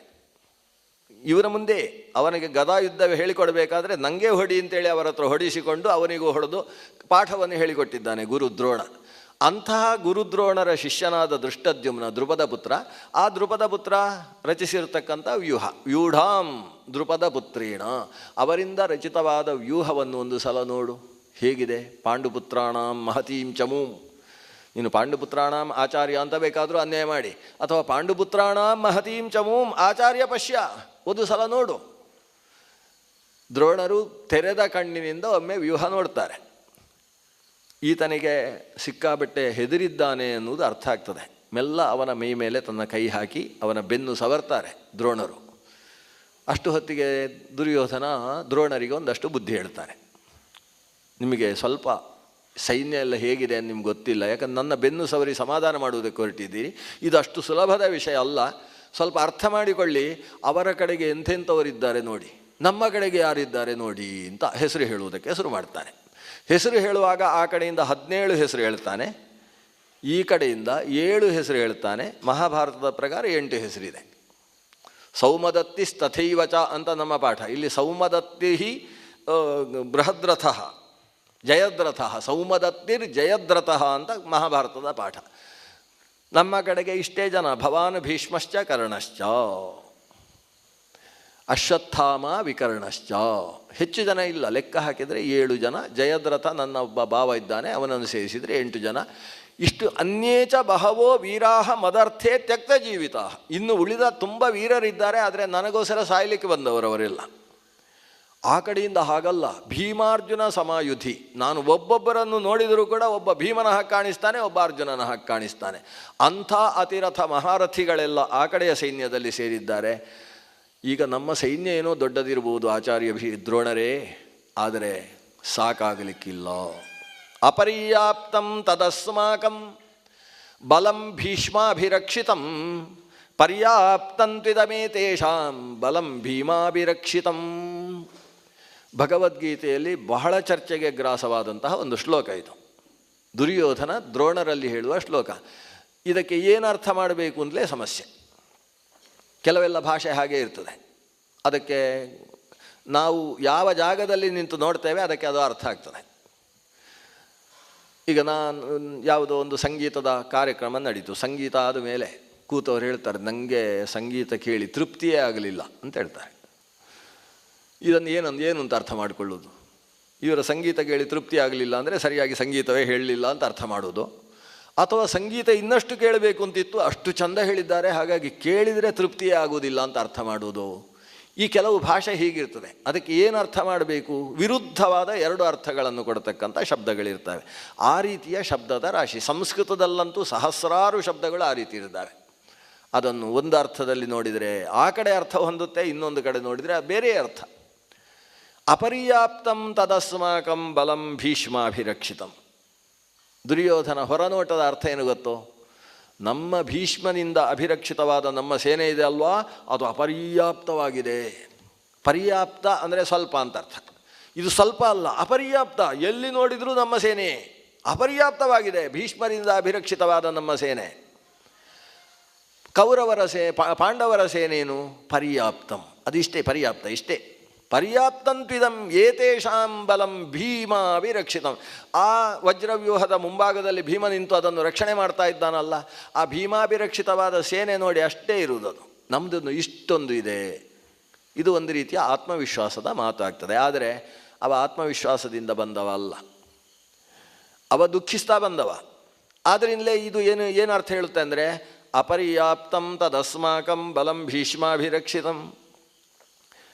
ಅಪರ್ಯಾಪ್ತ ಅಂದರೆ ಸಾಕಾಗಲಿಕ್ಕಿಲ್ಲ ಅಂತ ಅರ್ಥ. ನಾವೆಲ್ಲ ಸಂಸ್ಕೃತ ಬಳಸೋದು ಹಾಗೆ. ಎಲೆಗೆ ಬಡಿಸಿದ್ದು ಕಡಿಮೆ ಆಯಿತು ಅಂದರೆ ಅಪರ್ಯಾಪ್ತಂಬೋಹೋ, ನನಗೆ ಸಾಕಾಗೋದಿಲ್ಲ. ನಮ್ಮದು ಸ್ವಲ್ಪ ಬೇರೆ ಥರದ್ದು ಹೊಟ್ಟೆ, ನಮ್ಮದು ಹೊಟ್ಟೆ ದೊಡ್ಡದು, ಆದರೆ ಸರಿ ಹಾಕು. ಅಪರ್ಯಾಪ್ತಂ ಅಂದರೆ ಪರ್ಯಾಪ್ತಂ ಅಂದರೆ ಸಾಕು ಅಂತ ಅರ್ಥ. ಅಪರ್ಯಾಪ್ತಂ ಅಂದರೆ ಸಾಕಾಗೋದಿಲ್ಲ. ಅಪರ್ಯಾಪ್ತಂ ತತ್ ಅಸ್ಮಾಕಂ ಬಲಂ ಭೀಷ್ಮಾಭಿರಕ್ಷಿತಂ. ಈ ಶಬ್ದವೇ ವಿಚಿತ್ರ. ಅಪರ್ಯಾಪ್ತಂ ಸಾಕಾಗಲಿಕ್ಕಿಲ್ಲ, ನೋಡಲಿಕ್ಕೆ ಸಿಕ್ಕಾಬಟ್ಟೆ ದೊಡ್ಡದಿದೆ. ಅಕ್ಷೌಹಿಣಿಯ ಲೆಕ್ಕಾಚಾರದಲ್ಲಿ 11 ಅಕ್ಷೌಹಿಣಿ ಇದೆ. ಅಕ್ಷೌಹಿಣಿಯ ಲೆಕ್ಕದಲ್ಲಿಲ್ಲದೇ ಇರತಕ್ಕಂತಹ ಲಕ್ಷೋಪಲಕ್ಷ ಸೇನೆ ನಮ್ಮ ಜೊತೆಗಿದೆ. ಅಕ್ಷೌಹಿಣಿ ಅಷ್ಟೇ ಸೇನೆ ಅಲ್ಲ, 11 ಅಕ್ಷೌಹಿಣಿ ಒಬ್ಬೊಬ್ಬ ಮಹಾರಥಿಗಳ ಜೊತೆಗೆ ಬಂದಿರತಕ್ಕಂಥದ್ದು ಅಕ್ಷೌಹಿಣಿ. ಅದು ಬಿಟ್ಟರೆ ಇನ್ನಷ್ಟು ಸಿಕ್ಕಾಬಟ್ಟೆ ಕಾಲಾಳು ರಥ ಸಿಕ್ಕಾಬಟ್ಟೆ ಇದೆ, ಅದು ಲೆಕ್ಕಕ್ಕೆ ಸಿಗುವುದೇ ಇಲ್ಲ. ಎಲ್ಲಿಯ ತನಕ ವೇದವ್ಯಾಸರು ಹೇಳ್ತಾರೆ ಅಂದರೆ, ಈ ಯುದ್ಧ ಕುರುಕ್ಷೇತ್ರದಲ್ಲಿ ಇಷ್ಟೊಂದು ಸೇನೆ ಸೇರಿದಾಗ ಭರತಖಂಡ ಮಾತ್ರ ಅಲ್ಲ, ಭರತಖಂಡದ ಆರ್ಯಾವರ್ತ ಬ್ರಹ್ಮಾವರ್ತಗಳು ಮಾತ್ರ ಅಲ್ಲ, ಅದರ ಆ ಕಡೆಯ ದೇಶಗಳಲ್ಲೂ ಕೂಡ ವೈಶ್ವಿಕವಾಗಿಯೂ ಕೂಡ ಎಲ್ಲೂ ಕೂಡ ಆನೆ ಕುದುರೆಗಳು ಕಾಣಿಸ್ತಾ ಇರಲಿಲ್ಲ, ಎಲ್ಲವೂ ಕೂಡ ಬಂದು ಸೇರಿದುವು ಅಂತ ಒಂದು ಮಾತು ಹೇಳ್ತಾರೆ. ಅಷ್ಟು ದೊಡ್ಡ ಸೇನೆ ಸೇರಿದೆ. ಸೇರಿದಾಗ ಹೇಳ್ತಾನೆ ಅಪರ್ಯಾಪ್ತಂ. ಯಾಕೆಂದರೆ ಭೀಷ್ಮಾಭಿರಕ್ಷಿತಂ, ಇದನ್ನು ನಮ್ಮ ಮುದುಕ ಅಲ್ವ ರಕ್ಷಣೆ ಮಾಡುವುದು. ಭೀಷ್ಮರ ಬಗ್ಗೆ ಹೀಗೆ ಅನಿಸಿದೆ ಅವನಿಗೆ. ಮತ್ತೆ ಅಷ್ಟೇ ಅಲ್ಲ, ಸ್ವಸ್ತ್ಯಸ್ತು ಪಾಂಡುಪುತ್ರಾಣಂ, ಇವರು ನಮ್ಮ ರಕ್ಷಣೆ. ಪಾಂಡವರ ಕಡೆಗೆ ಮನಸ್ಸು, ನಾನು ನನ್ನ ಅಪ್ಪ ಬದುಕಿದ್ದಾನೆ ಅಂತ ಇಲ್ಲಿ ಒಬ್ಬ ಯುದ್ಧ ಮಾಡ್ತಕ್ಕಂಥ ಮುದುಕ. ಏನೋ ಹೇಳಿದ್ದಾರೆ, ದಿನವೊಂದಕ್ಕೆ 10,000ಕ್ಕೆ ಕಡಿಮೆ ಇಲ್ಲದೆ ಇದ್ದ ಮುಕುಟವರ್ಧನರ ತಲೆಯನ್ನು ನೆಲಕ್ಕೆ ಬೀಳಿಸ್ತೇನೆ ಅಂತ ಹೇಳಿದ್ದು ಹೌದು. ಆದರೆ ಏನು ಇವರ ಯುದ್ಧ? ಭೀಷ್ಮರಲ್ವ ಅಭಿರಕ್ಷಣೆ ಮಾಡ್ತಾ ಇರುವುದು. ನಾವೇ ಭೀಷ್ಮರನ್ನು ನೋಡಿಕೊಂಡ್ರೆ ಸಾಕಾಗೋಗಿದೆ, ಅಂಥ ಪರಿಸ್ಥಿತಿ ಇದೆ. ಇವರಿಂದ ರಕ್ಷಿತವಾದಂತಹ ಸೇನೆ ಇದು ಅಪರ್ಯಾಪ್ತಂ, ಇದು ಪರ್ಯಾಪ್ತವಾಗಲಾರದು, ನಮಗೆ ಸಾಕಾಗಲಿಕ್ಕಿಲ್ಲ. ಆದರೆ ಭೀಮಾಭಿರಕ್ಷಿತ, ಅದು ನಮ್ಮನ್ನೆಲ್ಲ ಸಾಯಿಸ್ತೇನೆ ಅಂತ ಪ್ರತಿಜ್ಞೆ ಮಾಡಿರ್ತಕ್ಕಂಥ ಭೀಮ ಅಸಾಧಾರಣ ಶಕ್ತಿಶಾಲಿ. ಬಲಭೀಮ ಅಂತಲೇ ಅವನನ್ನು ಕರೆಯುವುದು. ಕಿರ್ಮೀರ, ಬಕ ಮೊದಲಾದವರ ಮೂಲಕ ತನ್ನ ಶಕ್ತಿ ಏನು ಅಂತ ಹೇಳಿ ಜರಾಸಂಧರ ಮೂಲಕವೂ ಲೋಕಕ್ಕೆ ಜಾಹೀರು ಮಾಡಿರ್ತಕ್ಕಂಥ ಮಹಾಶಕ್ತಿ. ಅಂಥ ಭೀಮಸೇನನಿಂದ ಅಭಿರಕ್ಷಿತವಾದಂತಹ ಸೇನೆ ಅದು ಪರ್ಯಾಪ್ತಂ, ಬೇಕಾದಷ್ಟು ಅದು ಗೆಲ್ಲುವುದಕ್ಕೆ ಸಮರ್ಥವಾಗಿದೆ. ಯಾಕಂದರೆ ಭೀಮನಂತಹ ಮಹಾರಥಿಯಿಂದ ಅಭಿರಕ್ಷಿತವಾಗಿದೆ. ಈ ರೀತಿಯ ಒಂದು ಮಾತು ಹೇಳ್ತಾನೆ. ಈಗ ದ್ರೋಣರಿಗೆ ಸ್ವಲ್ಪ ಮನಸ್ಸಿನಲ್ಲಿ ಸಂಕೀರ್ಣತೆ ಉಂಟಾಯಿತು. ಇವನ ಮಾತಿಗೆ ಹಾಗರ್ಥವೋ ಹೀಗರ್ಥವೋ? ಎರಡೂ ಅರ್ಥವೇ. ಅವನು ಒಬ್ಬ ರಾಜನಾಗಿ ಸೇನೆಯ ಮುಂದಾಳುವಾಗಿ ತನಗೋಸ್ಕರ ಯುದ್ಧ ಅಂತ ನಿರ್ಣೀತವಾದ ಮೇಲೆ ಪ್ರತಿಯೊಬ್ಬರ ಮುಂದೆಯೂ ಕೂಡ ಅವರ ಮನಸ್ಸನ್ನು ಜರ್ಜರಗೊಳಿಸುವ ಮಾತನ್ನಂತೂ ಆಡುವ ಹಾಗಿಲ್ಲ. ತಾನು ಒಳಗಿನಿಂದ ದುಃಖಿತನಾದರೂ ಕೂಡ ಬಾಯಿ ಮಾತಲ್ಲಾದರೂ ಅವರನ್ನು ಹುರಿದುಂಬಿಸುವ ಮಾತುಗಳನ್ನೇ ಆಡಬೇಕು. ಹಾಗಾಗಿ ಅವ ಅಪರ್ಯಾಪ್ತಂ ತದಸ್ಮಾಕಂ ಬಲಂ ಭೀಷ್ಮಾಭಿರಕ್ಷಿತಂ ಪರ್ಯಾಪ್ತಂತ್ವಿದಂ ಏತೇಷಾಂ ಅಂತ ಹೇಳಿದಾನೆವ. ಆದರೆ ಅವನ ಮನಸ್ಸಿನಲ್ಲಿರುವ ಅರ್ಥ ಅದೇ ಶಬ್ದದಿಂದ ಅಭಿವ್ಯಕ್ತಿಗೊಳ್ತಾ ಇದೆ. ಅವನ ಮಾನಸವಾದ ತುಮುಲ ಏನು ಅಂತೇಳಿದರೆ ಅಪರ್ಯಾಪ್ತಂ. ಅದಕ್ಕೋಸ್ಕರ ಯಾವ ಏನು ಹೇಳ್ತಾನೆ ಅಂದರೆ, ತನ್ನ ಸೇನೆಯನ್ನು ಹೇಳುವಾಗ ಆ ನನ್ನ ಸೇನೆ ಅಂತಾನೆ, ಪಾಂಡವರ ಸೇನೆ ಹೇಳಬೇಕಾದ್ರೆ ಈ ಪಾಂಡವರ ಸೇನೆ ಅಂತಾನೆ. ನಿಜವಾಗಿ ಏನು ಅನ್ಬೇಕವ? ತನ್ನ ಸೇನೆಯಲ್ಲಿ ಅಪರ್ಯಾಪ್ತಂತ್ವಿದಂ ಅಸ್ಮಾಕಂ ಅನ್ನಬೇಕು, ಇದು ಅನ್ಬೇಕವ. ಆದರೆ ಅವನ ಸೇನೆಯನ್ನು ಇದು ಅನ್ನೋಲ್ಲವ, ಅದು ಅಂತಾನೆ. ಅವನಿಗೆ ಅವನ ಸೇನೆ ಅವನಿಗಿಂತ ದೂರ ಆಗಿ ಹೋಗಿದೆ. ಅಪರ್ಯಾಪ್ತಂ ತತ್ ಅಂತ ಹೇಳ್ತಾನೆ. ತತ್ ಅಂದರೆ ಏನು? ತತ್ ಅಂದರೆ ದಟ್ ಅಂತ. ಇಂಗ್ಲೀಷಲ್ಲಿ ತತ್ ಅಂತಲೇ ಬರೆಯೋದು, ಓದೋದು ಮಾತ್ರ ದಟ್ ಅಂತ. ಅವರೆಲ್ಲ ಬರೆಯೋದು ನಮ್ಮ ಹಾಗೆ ತಬ್ಬಲೆ ಅಂತ ಬರೀತಾರೆ, ಟೇಬಲ್ ಅಂತ ಓದ್ತಾರೆ. ಹಾಗೆ ತತ್ ಅಂದರೆ ಅದು ಅಂತ ಅರ್ಥ. ಇದು ತನ್ನ ಸೇನೆಯನ್ನು ಅವೇ ಹೇಳುವುದು. ಅಪರ್ಯಾಪ್ತಂ ತತ್ ಅಸ್ಮಾಕಂ ಬಲಂ ಭೀಷ್ಮಾಭಿರಕ್ಷಿತಂ, ಆ ನಮ್ಮ ಸೇನೆ ಈ ಭೀಷ್ಮರಿಂದ ರಕ್ಷಿತವಾದದ್ದು, ಅದು ಸಾಕಾಗಲಿಕ್ಕಿಲ್ಲ. ಆದರೆ ಪರ್ಯಾಪ್ತಂ ತ್ವಿದಂ ಏತೇಷಾಂ ಬಲಂ ಭೀಮಾಭಿರಕ್ಷಿತಂ. ಭೀಮಾಭಿರಕ್ಷಿತ ಸೇನೆ ಏನಂತೆ ಅವನಿಗೆ? ಅದು ಇದಂ ಅಂತೆ, ಇದು ತತ್ತಂತೆ. ಇದಂ ಅಂದರೆ ಅದು ಸಂಸ್ಕೃತದ ಮಗಳು ಕನ್ನಡ, ಅದು ಇದು ಅಂತ ಕರೆಯುತ್ತೆ. ಸಂಸ್ಕೃತದಲ್ಲಿ ಅದಹ ಅಂತುಂಟು, ಪೂರ್ಣಂ ಅದಹ ಪೂರ್ಣಂ ಇದಂ ಅಂತ. ಅದಹ ಅಂದರೆ ಅದು ಅಂತ ಅರ್ಥ, ಇದಂ ಅಂದರೆ ಇದು ಅಂತ ಅರ್ಥ. ಇದು ಈ ಪಾಂಡವ ಸೇನೆ ಏನಿದೆ ಅದು ಪರ್ಯಾಪ್ತಂತ್ವಿದಮೇತೇಷಾಂ ಬಲಂ ಭೀಮಾಭಿರಕ್ಷಿತಂ. ವಸ್ತುತಃ ಆ ಸೇನೆ ಭೀಮಾಭಿರಕ್ಷಿತ ಅಲ್ಲ, ಅದು ಅರ್ಜುನ ಮತ್ತು ಧೃಷ್ಟದ್ಯುಮ್ನರಿಂದ ಅಭಿರಕ್ಷಿತ. ಭೀಮ ಅದರಲ್ಲಿ ಒಬ್ಬ ಮಹಾಯೋಧ. ಆದರೆ ಇವತ್ತಿನ ಶಕಟ ವ್ಯೂಹದಲ್ಲಿ ಅಥವಾ ವಜ್ರವ್ಯೂಹದಲ್ಲಿ ಮುಂಭಾಗದಲ್ಲಿ ಭೀಮ ಇದ್ದಾನೆ. ಭೀಮನ ರಕ್ಷಣೆಯಲ್ಲಿ ಸೇನೆ ಇದೆ, ಆದ್ದರಿಂದ ಭೀಮಾಭಿರಕ್ಷಿತ ಅಂತ ಹೇಳ್ತಾನೆ. ಅಲ್ಲದೆ ಅವನಿಗೆ ಯಾರನ್ನು ನೋಡಿದರೂ ಭೀಮನೇ ಕಾಣಿಸುವುದು. ಅವನಿಗೆ ರಾತ್ರಿ ಮಲಗಿ ಕಣ್ಣು ಮುಚ್ಚಿದರೆ ಸಾಕು ಕಾಣಿಸುವುದು ಭೀಮ. ಹೇಗೆ ಕಂಸ ಕೊನೆ ಹಂತದಲ್ಲಿ ಕಣ್ಣು ಮುಚ್ಚಿದರೆ ಅವನಿಗೆ ಕೃಷ್ಣ ಕಾಣಿಸ್ತಾ ಇದ್ನೋ, ಹಾಗೆ ದುರ್ಯೋಧನನಿಗೆ ಭೀಮ ಅನ್ನುವುದು ಒಂದು ಪಿಶಾಚಿಯ ಹಾಗೆ ಆಗಿ ಹೋಗಿತ್ತು. ಆದ್ದರಿಂದ ಅವ ಭೀಮಾಭಿರಕ್ಷಿತಂ ಬಲಂ ಇದಂ ಪರ್ಯಾಪ್ತಂ ತ್ವಿದಮೇ ತೇಷಾಂ ಬಲಂ ಭೀಮಾಭಿರಕ್ಷಿತಂ ಅಂತಾನೆ. ಇಷ್ಟು ಅಂದು ಕೊನೆಗೆ ಅವ ಹೇಳುವುದು, ನಾನು ಇಡೀ ಸೇನೆಯಲ್ಲಿ ಮುಖ್ಯವಾಗಿ ತಮ್ಮಲ್ಲಿ ಆಚಾರ್ಯ ದ್ರೋಣರಲ್ಲಿ ಕೇಳಿಕೊಳ್ಳುವುದೇನೆಂದರೆ, ನೀವೆಲ್ಲ ಸೇರಿಕೊಂಡು ಭೀಷ್ಮರನ್ನು ರಕ್ಷಣೆ ಮಾಡಿ.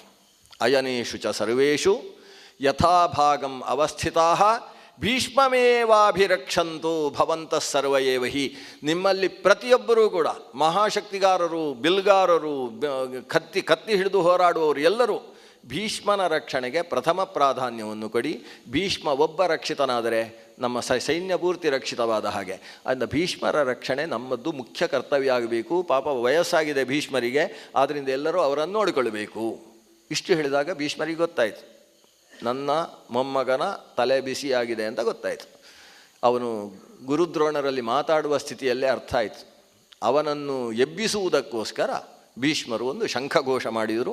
ಅವರ ಶಂಖ ತಸ್ಯ ಸಂಜನಯನ್ ಹರ್ಷಂ ಕುರುವೃದ್ಧ ಪಿತಾಮಹ ಕುರುವೃದ್ಧ ಭೀಷ್ಮ ತನ್ನ ಒಂದು ಶಂಖವನ್ನು ಹಿಡಿದುಕೊಂಡು ಶಂಖ ಘೋಷ ಮಾಡಿದರು. ಆವಾಗ ಪಾಂಡವರ ಕಡೆಯಲ್ಲಿ ಎಲ್ಲ ಕಡೆಯಿಂದಲೂ ಘೋಷ ನಡೆಯಿತು. ಆ ಘೋಷ ಕೌರವರ ಎದೆ ಒಡೆಯುವ ಹಾಗೆ ಘೋಷ ನಡೆಯಿತು ಅನ್ನೋದು ಭಗವದ್ಗೀತೆಯ ಆರಂಭ. ಇದರ ಆಂತರ್ಯದ ಅರ್ಥದ ಜೊತೆಗೆ ಮುಂದಿನ ಭಾಗವನ್ನು ಮತ್ತೆ ನಾಳೆ ಸೇರಿದಾಗ ಅವಲೋಕನ ಮಾಡೋಣ.